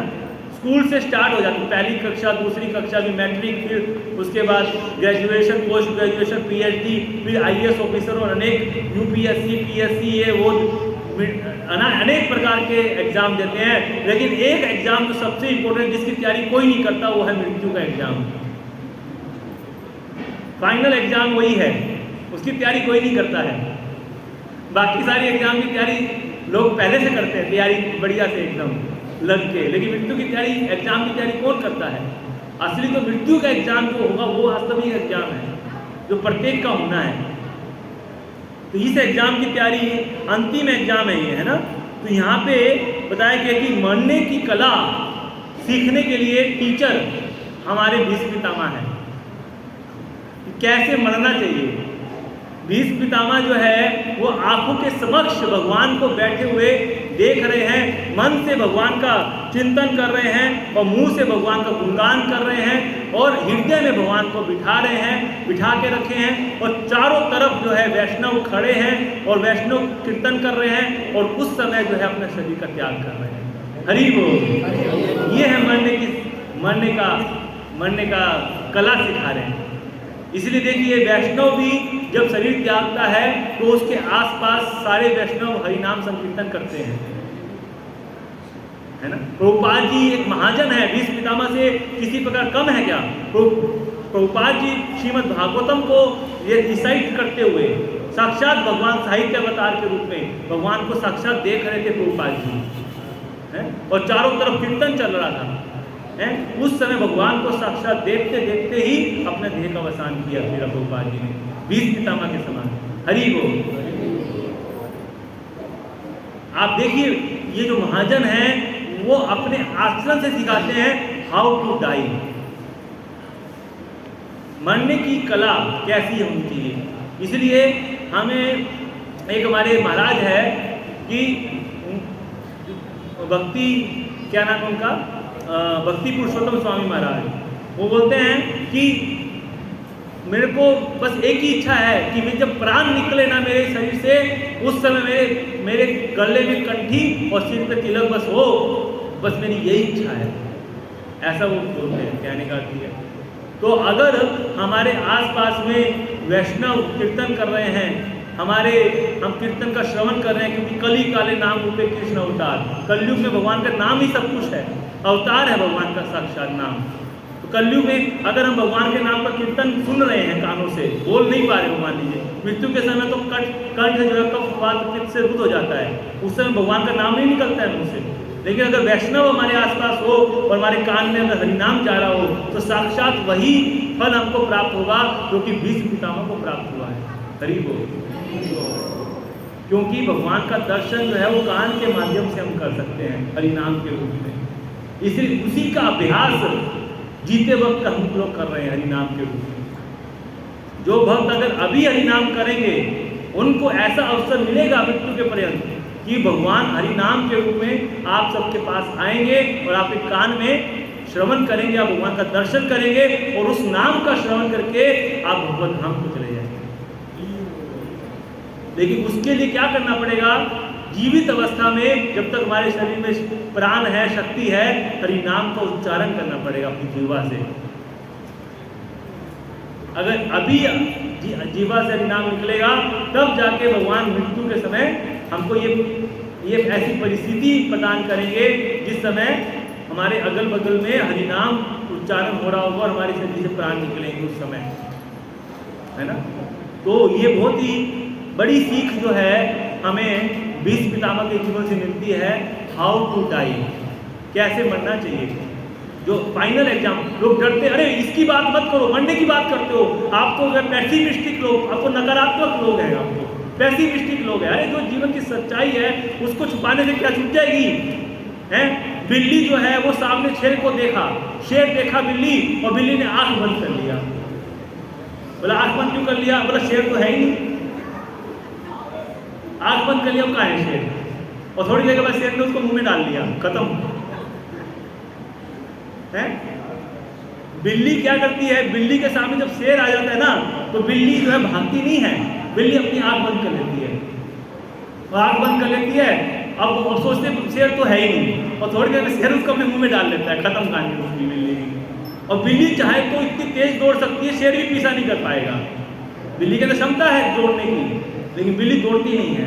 इसी प्रकार से मनुष्य जीवन में क्षमता है कि हम मृत्यु से जीत सकते हैं, हम जन्म मृत्यु के चक्र से निकल सकते हैं। लेकिन हम क्या करते हैं? हम मृत्यु को नकारात्मक भाव रखते हुए हम मृत्यु को अनदेखा कर देते हैं। अरे मृत्यु थोड़ी आएगी, अभी तो हमारा शरीर स्वस्थ है, अभी तो तगड़े हैं हम, अभी तो कमा रहे हैं, अभी तो मैं इंजीनियर हूँ, डॉक्टर हूँ, मृत्यु को कहाँ आएगी मेरे को मृत्यु, ऐसा सोचते हैं हम। बिल्ली की तरह है, बिल्ली की चेतना है हमारी, आँख मूंद के बैठे रहते हैं और एक दिन मृत्यु आएगी और ग्रास बना के निकल जाएगी। इसलिए हमको अपनी शक्ति का सदुपयोग करना चाहिए, भागना चाहिए। हमारे अंदर इतनी शक्ति है, बिल्ली के अंदर इतनी शक्ति कि वो भागेगी तो शेर पीछा नहीं कर पाएगा। इसी प्रकार से मनुष्य अगर तैयारी करे अपने इस जीवन काल में, हाउ टू डाई, कैसे मरना है, इसकी तैयारी करे। इसलिए भगवान कहते थे कि एक भक्त हमेशा यही सोचता है कि मैं आज ही मर जाऊंगा, हमेशा तैयार रहता है, वो बैग पैक करके तैयार रहता है, वो उसका बैग हमेशा पैक रहता है। वो इसको ये लगता है कि अभी बस अगले क्षण मेरी मृत्यु आएगी, अगले क्षण तैयार रहता है वो मृत्यु के लिए। एक भक्त ऐसा सोचता है, उसकी चेतना में हमेशा हर क्षण वो यही सोचता है कि today is my last day, आज मेरा अंतिम दिन है, ऐसा सोचता है। आज नहीं, अगले ही पल मेरा अंतिम है। आज जो मैं प्रवचन सुन रहा हूँ ये अंतिम प्रवचन है मेरा, आज जो मैं प्रवचन दे रहा हूँ ये मेरा अंतिम प्रवचन है, आज जो मैं हरिनाम ले रहा हूँ ये मेरा अंतिम नाम मेरी जीवा पे आ रहा है, ये जो मैं माला कर रहा हूँ ये आखिरी माला है मेरी जीवन की, ये जो मैं आज प्रसाद खा रहा हूँ आखिरी प्रसाद खा रहा हूँ अपने जीवन का, ये जो मैं आज सफाई कर रहा हूँ, झाड़ू मार रहा हूँ, ये जो मैं आज सेवा कर रहा हूँ, ये जो मंगल आरती अटेंड कर रहा हूँ, ये जो प्रोग्राम में आया हूँ आखिरी है मेरा। इस भाव में अगर हम चेतना को लगा के रखेंगे तो कितना भगवान के अंदर एब्जॉर्प्शन ला सकते हैं, कितना कृष्ण में अपने मन को, भक्त पूछते कैसे मन को कृष्ण में लगाए। अगर हम ये सोचें कि आज जो ये क्षण है मेरा अंतिम क्षण है, अब इसके बाद में दोबारा मौका नहीं मिलेगा, मनुष्य जीवन सार्थक करूंगा तो इसी क्षण में हो सकता है, नहीं तो नहीं होगा। अगर ये सोचे और एग्जाम की तैयारी करते हुए चले, है ना, तो इसी भाव में एक भक्त होता है, प्रभुपाद हमेशा यही बोलते हैं। और एक जो अभक्त होता है वो ये सोचता है कि मैं कभी नहीं मरूंगा, हमेशा जीऊंगा, कभी नहीं सोच, ऐसा कभी सोचता ही नहीं, डर लगता है उसको ऐसा सोचते हुए कि मृत्यु भी आएगी क्या, इसलिए अपनी पूरी व्यवस्था बना के चलता है। बुढ़ापे में भी जो है उसको लगता है कि नहीं, अभी मैं जवान हूँ, अभी मैं एंजॉय करूँगा, अभी मैं इंद्रिय तृप्ति करूँगा, ऐसा लगता है उसको, अभक्त को। लेकिन हमको अगर अपने मन को भगवान में एब्जॉर्ब करना है ना, तो हमको प्रत्येक क्षण हमको ऐसा सोचना चाहिए कि आज मेरे पास ये अंतिम अवसर है भगवान की भक्ति करने का, अंतिम नाम मैं जीवा पे ले रहा हूँ। तब नींद आ जाएगी हमको, मन भाग जाएगा हमारे इधर उधर, नहीं भागेगा अगर हम ये सोचेंगे तो। इस भाव से अगर हम जप लें, भगवान का नाम लेंगे, इस भाव से कथा का श्रवण करेंगे, इस भाव से अगर प्रभुपाद की किताब पढ़ेंगे कि आज अंतिम बार पढ़ रहा हूँ मैं, ये मौका है, अब एग्जाम लिखना ही पड़ेगा थोड़ी देर के बाद, तैयार रहे एग्जाम के लिए, तो फिर ये हो ही नहीं सकता कि भगवान का दर्शन ना हो ही नहीं सकता। ये हम तैयार हैं, हम उसके लिए प्रयास कर रहे हैं, अभ्यास कर रहे हैं, जैसे भीष्म पितामह कर रहे थे, भगवान आए उनके पास, है ना। तो इस तरह से हमें ये शिक्षा मिलती है कि हमको जो है भीष्म पितामह से सीखना चाहिए कि हाउ टू डाई, है ना, कैसे हमें प्रत्येक क्षण जो है भगवान की सेवा में अपना लगाना चाहिए और हमें कृष्णा कॉन्शियस रहना चाहिए हमेशा, है ना। तो अभी तो इसमें और भी आगे बहुत सारी स्तुतियाँ हैं भीष्म पितामह की, तो उसको हम नेक्स्ट क्लास में या तो अगले क्लास में उसको चर्चा करेंगे। तो मैं अपनी वाणी को यहीं पे विराम दे रहा हूँ। आप में से किसी को कोई प्रश्न हो तो आप सभी पूछ सकते हैं। हरे कृष्ण। अंत से भगवान से भीष्म पितामह ने पूछा था कि प्रभु मैं पिछले 100 जन्मों को देख रहा हूँ, मुझे 100 जन्म दिखाई दे रहे, मैंने कोई पाप नहीं किया, फिर मेरे साथ ये क्यों हो रहा है कि मेरे को इसलिए संयम में पढ़ना पड़ा है। तब भगवान ने बोला कि 101 जन्म देखो।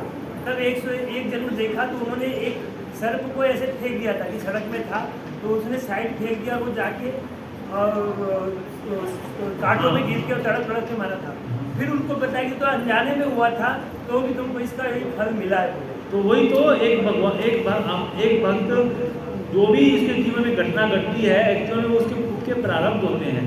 ऐसा नहीं हमें सोचना चाहिए कि अरे मैं भक्ति करूँ मेरे जीवन में ऐसा क्यों हो रहा है, अरे हमने कुछ ना कुछ किया होगा जिसके कारण हमें ये भुगतना पड़ रहा है। हमेशा ऐसे सोचना चाहिए, इसमें किसी को इल्जाम किसी के ऊपर भगवान के ऊपर थोपना नहीं चाहिए कि उनके कारण ऐसा हो रहा है, उन्होंने मेरी क्यों नहीं रक्षा करी या उन्होंने मेरे साथ ऐसा क्यों नहीं किया, ऐसा नहीं सोचना चाहिए। हमारी कर्मों का फल है और ब्रह्मा जी कह रहे हैं अगर हम उसको सहन कर लें और भगवान की भक्ति को चालू रखें, कंटिन्यू करें और मन वचन और कर्म से भगवान को नमस्कार करें, तो भगवान जो है वो भक्त जरूर भगवत धाम जाएगा। इसी जीवन में वो भगवत धाम चला जाएगा, इसी जीवन में भगवान उसके सारे कर्मों को खत्म कर देंगे, भगवत धाम चला जाएगा। हमें इस बात को, ब्रह्मा जी की इस बात को बहुत ही अच्छे से समझना चाहिए। और ये कुंती महारानी कह रही है मेरे जीवन में कष्ट आया, उलाना नहीं दे रही है कृष्ण को कि मेरे जीवन में इतना कष्ट क्यों आया है। द्रौपदी के 5 पुत्रों को काट दिया धृष्टद्युम्न ने, क्या नाम था उसका, अश्वत्थामा, सोते सोते मार दिया। अरे उसकी भगवान कृष्ण को द्रौपदी ने नहीं पूछा कि भगवान ऐसा मेरे साथ क्यों हो गया है? मैं तो इतनी बड़ी भक्त हूँ, मैंने क्या गलत किया है, मेरे 5 पुत्रों को मार दिया, आप चाहते तो बचा सकते थे, हैं? सुभद्रा के एकमात्र पुत्र अभिमन्यु को, है ना, मर गए वो अभिमन्यु भूमि में, लेकिन भगवान ने उनसे प्रश्न नहीं पूछा अर्जुन ने कि मेरे पुत्र को क्यों नहीं बचाया भगवान आपने। आप देखिए इतने सारे हमारे जो है आंखों के सामने हैं कि द्रौपदी के जीवन में कष्ट आया तो उन्होंने भगवान से प्रश्न नहीं किया, है ना। इसी प्रकार कुंती महारानी के जीवन में कष्ट आया, उन्होंने प्रश्न नहीं किया, बल्कि ये बोला और कष्ट दीजिए, कष्ट तो और आने चाहिए, ऐसा बोली कुंती महारानी को। युधिष्ठिर महाराज ने कुछ नहीं बोला कष्ट आए तो जीवन में, है ना। तो इस तरह से हमें कभी भी कष्ट के समय पे ये नहीं सोचना चाहिए कि कष्ट क्यों आ रहा है, ऐसा नहीं सोचना चाहिए कभी भी, है ना। और उसको यही सोचना चाहिए भगवान ने बहुत कम करके दिया है और ये मेरा अंतिम कष्ट है, उसके बाद मेरे जीवन में भगवान की शाश्वत कृपा प्राप्त होगी। यस, मेरा ये मानना है प्रभु जी कि जैसे कि अगर कोई इंसान का चरित्र अच्छा है और वो 4 लोग के साथ जब भी बैठना उठना हो रहा है तो अच्छे लोगों के साथ बैठ रहे हैं, परंतु अभी प्रेजेंट वर्तमान के समय में कलयुग चल रहा है, तो कलयुग में ऐसे 4 लोग भी रहते हैं जिनकी हमारे से मतलब जब हम वार्तालाप करते हैं तो हमको ये चीज़ का ज्ञान हो जाता है कि ये हमारे से इनका लेवल मैच नहीं हो रहा है, ये जो बातें बोल रहे हैं और मतलब गाली वाली जो चल रही है अभी के टाइम में, उनसे हमको बचना है। तो ये मैं आपसे पूछना चाहता हूँ कि अगर ऐसा इन्वायरमेंट सब जगह मिलता है आपको तो इनसे डील कैसे करें और बचे कैसे, पूछना चाहता हूँ। हमारा चरित्र इतना स्ट्रॉन्ग होना चाहिए कि कोई अगर ऐसा भक्त भी हमारे सामने आए तो उसकी जीवा पे केवल हरिनाम आए, इतना हमारा चरित्र स्ट्रॉन्ग होना चाहिए, है ना। ऐसा होना चाहिए। अगर हम भक्ति में दृढ़ हैं, स्ट्रॉन्ग हैं, तो कोई हमारे सामने कैसे भी अपशब्द बोल सकता है, ऐसा संभव नहीं है ना। तो हमें अपने आप को स्ट्रॉन्ग करना है स्पिरिचुअल लाइफ में, हमें नियमों का दृढ़ता से पालन करना है, कॉम्प्रोमाइज नहीं करना है, ठीक है। तो अगर जब हम स्ट्रॉन्ग हैं, हरे कृष्णा, कृपया बात मत कीजिए, तो अगर हम स्ट्रॉन्ग हैं तो फिर 100% जो है कोई हमारे सामने इस प्रकार की अनर्गल बात कर ले, उनके अंदर ऐसी हिम्मत नहीं होगी। क्यों नहीं होगी? क्योंकि परमात्मा उनको अंदर से ऐसा उनको सद्बुद्धि देंगे कि वो आपके सामने गलत बिहेव कर ही नहीं पाएगा। ऐसा हमारा पर्सनल एक्सपीरियंस है, बता रहा हूँ कि कोई कितना भी बेकार आदमी हो, लेकिन वो आपके सामने आके ईमानदार और शरीफ हो जाएगा, आपके सामने वो अच्छी बात करेगा, और वो आपसे या तो आपके सामने आएगा नहीं, और आएगा तो अच्छी बोलेगा आपसे, क्योंकि हमारा चरित्र इस प्रकार का स्ट्रॉन्ग कैरेक्टर होना चाहिए कि हम कॉम्प्रोमाइज़ नहीं कर रहे हैं। अगर हम ही कॉम्प्रोमाइज़ कर रहे हैं, हम ही प्रजल्प कर रहे हैं, हम ही सीरियस नहीं हैं, तो दूसरे व्यक्ति को हम क्या बोलेंगे, है ना। तो हमें स्ट्रॉन्ग होना है, दूसरे को ऊपर हम नहीं बोल सकते वो ऐसा क्यों बोल रहा है, तो आपके सामने कुछ नहीं बोल सकता, और बोलेगा तो हमें उसको इग्नोर कर देना चाहिए, है ना। उसको बहुत ज़्यादा सीरियस नहीं लेना चाहिए, इग्नोर करना चाहिए, दया करनी चाहिए उसके ऊपर, है ना। भगवान से प्रार्थना करनी चाहिए कि इसको सद्बुद्धि दीजिए, ऐसा, है ना। तो जब हम लोग स्ट्रॉन्ग हैं, कृष्णा कॉन्शियस है, तो कोई हमको कुछ नहीं कह सकता है ना। किसी के अंदर इतनी हिम्मत नहीं है, क्यों? क्योंकि कृष्ण है ना सामने, कृष्ण चाहेंगे। कृष्ण अगर फिर भी कोई बोल रहा है तो ये समझना कि कृष्ण ही कह रहे हैं, तभी हो रहा है, कृष्ण ही ऐसा चाहते हैं, और हर जगह कृष्ण को ही देखता है वास्तव में, कि कृष्ण ही उसको बुलवा रहे, तभी वो कुछ बोल रहा है मेरे को। शायद मैंने भी इसको पिछले जन्म में कुछ गाली दिया होगा, मेरा कुछ कर्म बचा होगा, तो वो पूरा कर दिया इसने, अपना बराबर कर दिया हिसाब, है ना। ऐसा सोचना चाहिए। तो ये है। एक बार शिला प्रभुपाद जी को किसी ने बहुत अपशब्द कहे लेक्चर के बीच में, किसी फौरन शराब पी कर कोई पी था, तो प्रभुपाद जी ने, भक्तों ने बोला उसको फेंक दे क्लास से उठा के, प्रभुपाद में बैठ जाओ, कोई उठेगा नहीं, बोलने दो इसको। फिर बाद में भक्तों को जो है ने पूछा प्रभुपाद जी आपने वो मना क्यों कर दिया, वो उठा के फेंक देते बाहर। प्रभुपाद जी बोले नहीं, शायद मैंने भी उसको किसी जन्म में ऐसा बोला होगा, तो वो अपना हिसाब बराबर कर लिया। समझ के बाद एक भक्त का नज़र ये होता है एक्चुअली, कि अगर उसको कोई कुछ बोल रहा है तो इसका मतलब उसने भी कभी ना कभी उसको कुछ किया होगा, समझ के बाद, जिसका उसने हिसाब अपना पूरा कर लिया, बस खत्म, है ना। तो ऐसे सोचना चाहिए हमको, ठीक है। हरे कृष्ण। और किसी को कोई प्रश्न है?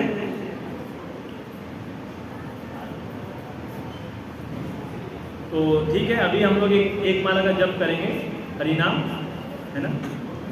और उसके बाद फिर सबके पास माला आ गई, तो सबको पता है कैसे माला करनी है। देखिए इसमें ये इसको सुमेरु बोलते हैं, यहाँ से शुरू करना है ना। और ये उंगली हटा के दूसरी फिंगर पे उंगली को रखना है, और फिर हरे कृष्ण महामंत्र बोलना है। हरे कृष्णा कृष्ण कृष्ण हरे हरे, हरे राम राम राम हरे हरे। तो इस तरह से फिर एक एक मन का आगे बढ़ाना है, ठीक है। अंदर की तरफ क्लॉकवाइज अंदर की तरफ लेना है। तो मेरे साथ बोलिए, सबसे पहले पंचतत्व मंत्र बोलेंगे। जय श्री कृष्ण चैतन्य, प्रभु नित्यानंद, श्री अद्वैत गदाधर, श्रीवासादि गौर भक्त वृंद। हरे कृष्णा कृष्णा कृष्णा हरे हरे, हरे राम राम राम हरे हरे। हरे कृष्णा कृष्णा कृष्णा हरे हरे, हरे राम राम राम हरे हरे। हरे कृष्णा कृष्णा कृष्णा हरे हरे, हरे राम राम राम हरे हरे। हरे कृष्णा कृष्णा कृष्णा हरे हरे, हरे राम राम राम हरे हरे। हरे कृष्णा कृष्णा कृष्णा हरे हरे, हरे राम राम राम हरे हरे। हरे कृष्णा कृष्णा कृष्णा हरे हरे, हरे राम राम राम हरे हरे। हरे कृष्णा कृष्णा कृष्णा हरे हरे, हरे राम राम राम हरे हरे। हरे कृष्णा कृष्णा कृष्णा हरे हरे, हरे राम राम राम हरे हरे। हरे कृष्णा कृष्णा कृष्णा हरे हरे, हरे राम राम राम हरे हरे। हरे कृष्णा कृष्णा कृष्णा हरे हरे, हरे राम राम राम हरे हरे। हरे कृष्णा कृष्णा कृष्णा हरे हरे, हरे राम राम राम हरे हरे। हरे कृष्णा कृष्णा कृष्णा हरे हरे, हरे राम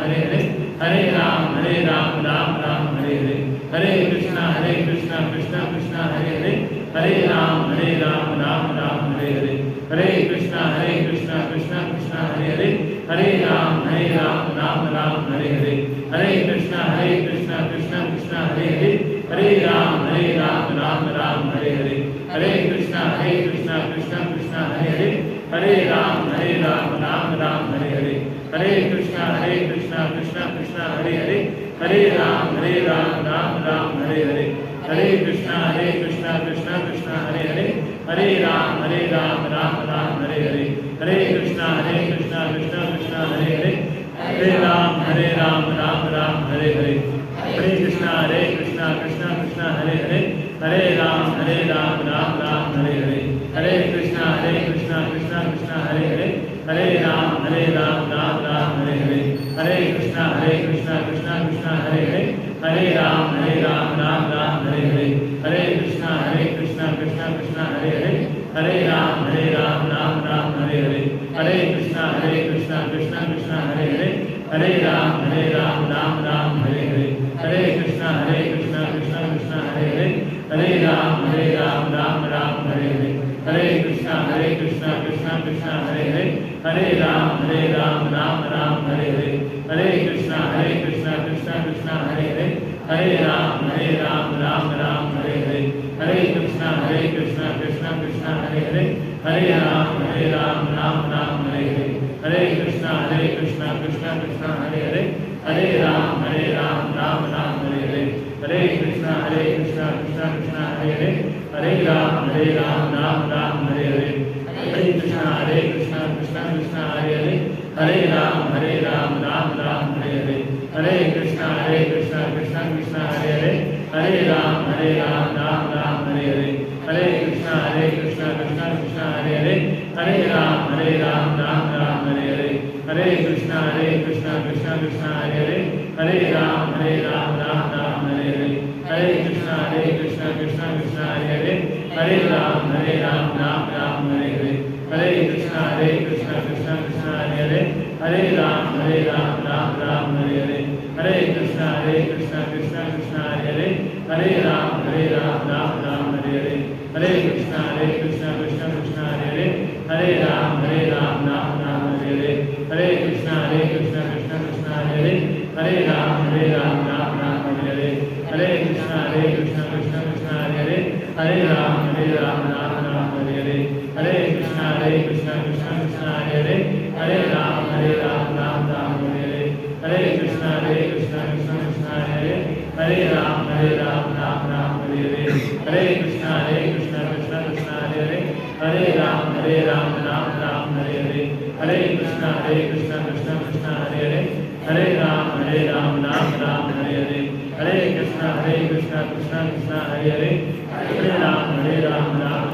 हरे, हरे कृष्णा कृष्णा हरे हरे, हरे राम राम हरे हरे, हरे कृष्णा कृष्णा हरे हरे, हरे राम राम हरे हरे, हरे कृष्णा कृष्णा हरे हरे, हरे राम राम हरे हरे, हरे कृष्णा कृष्णा हरे हरे, हरे राम राम हरे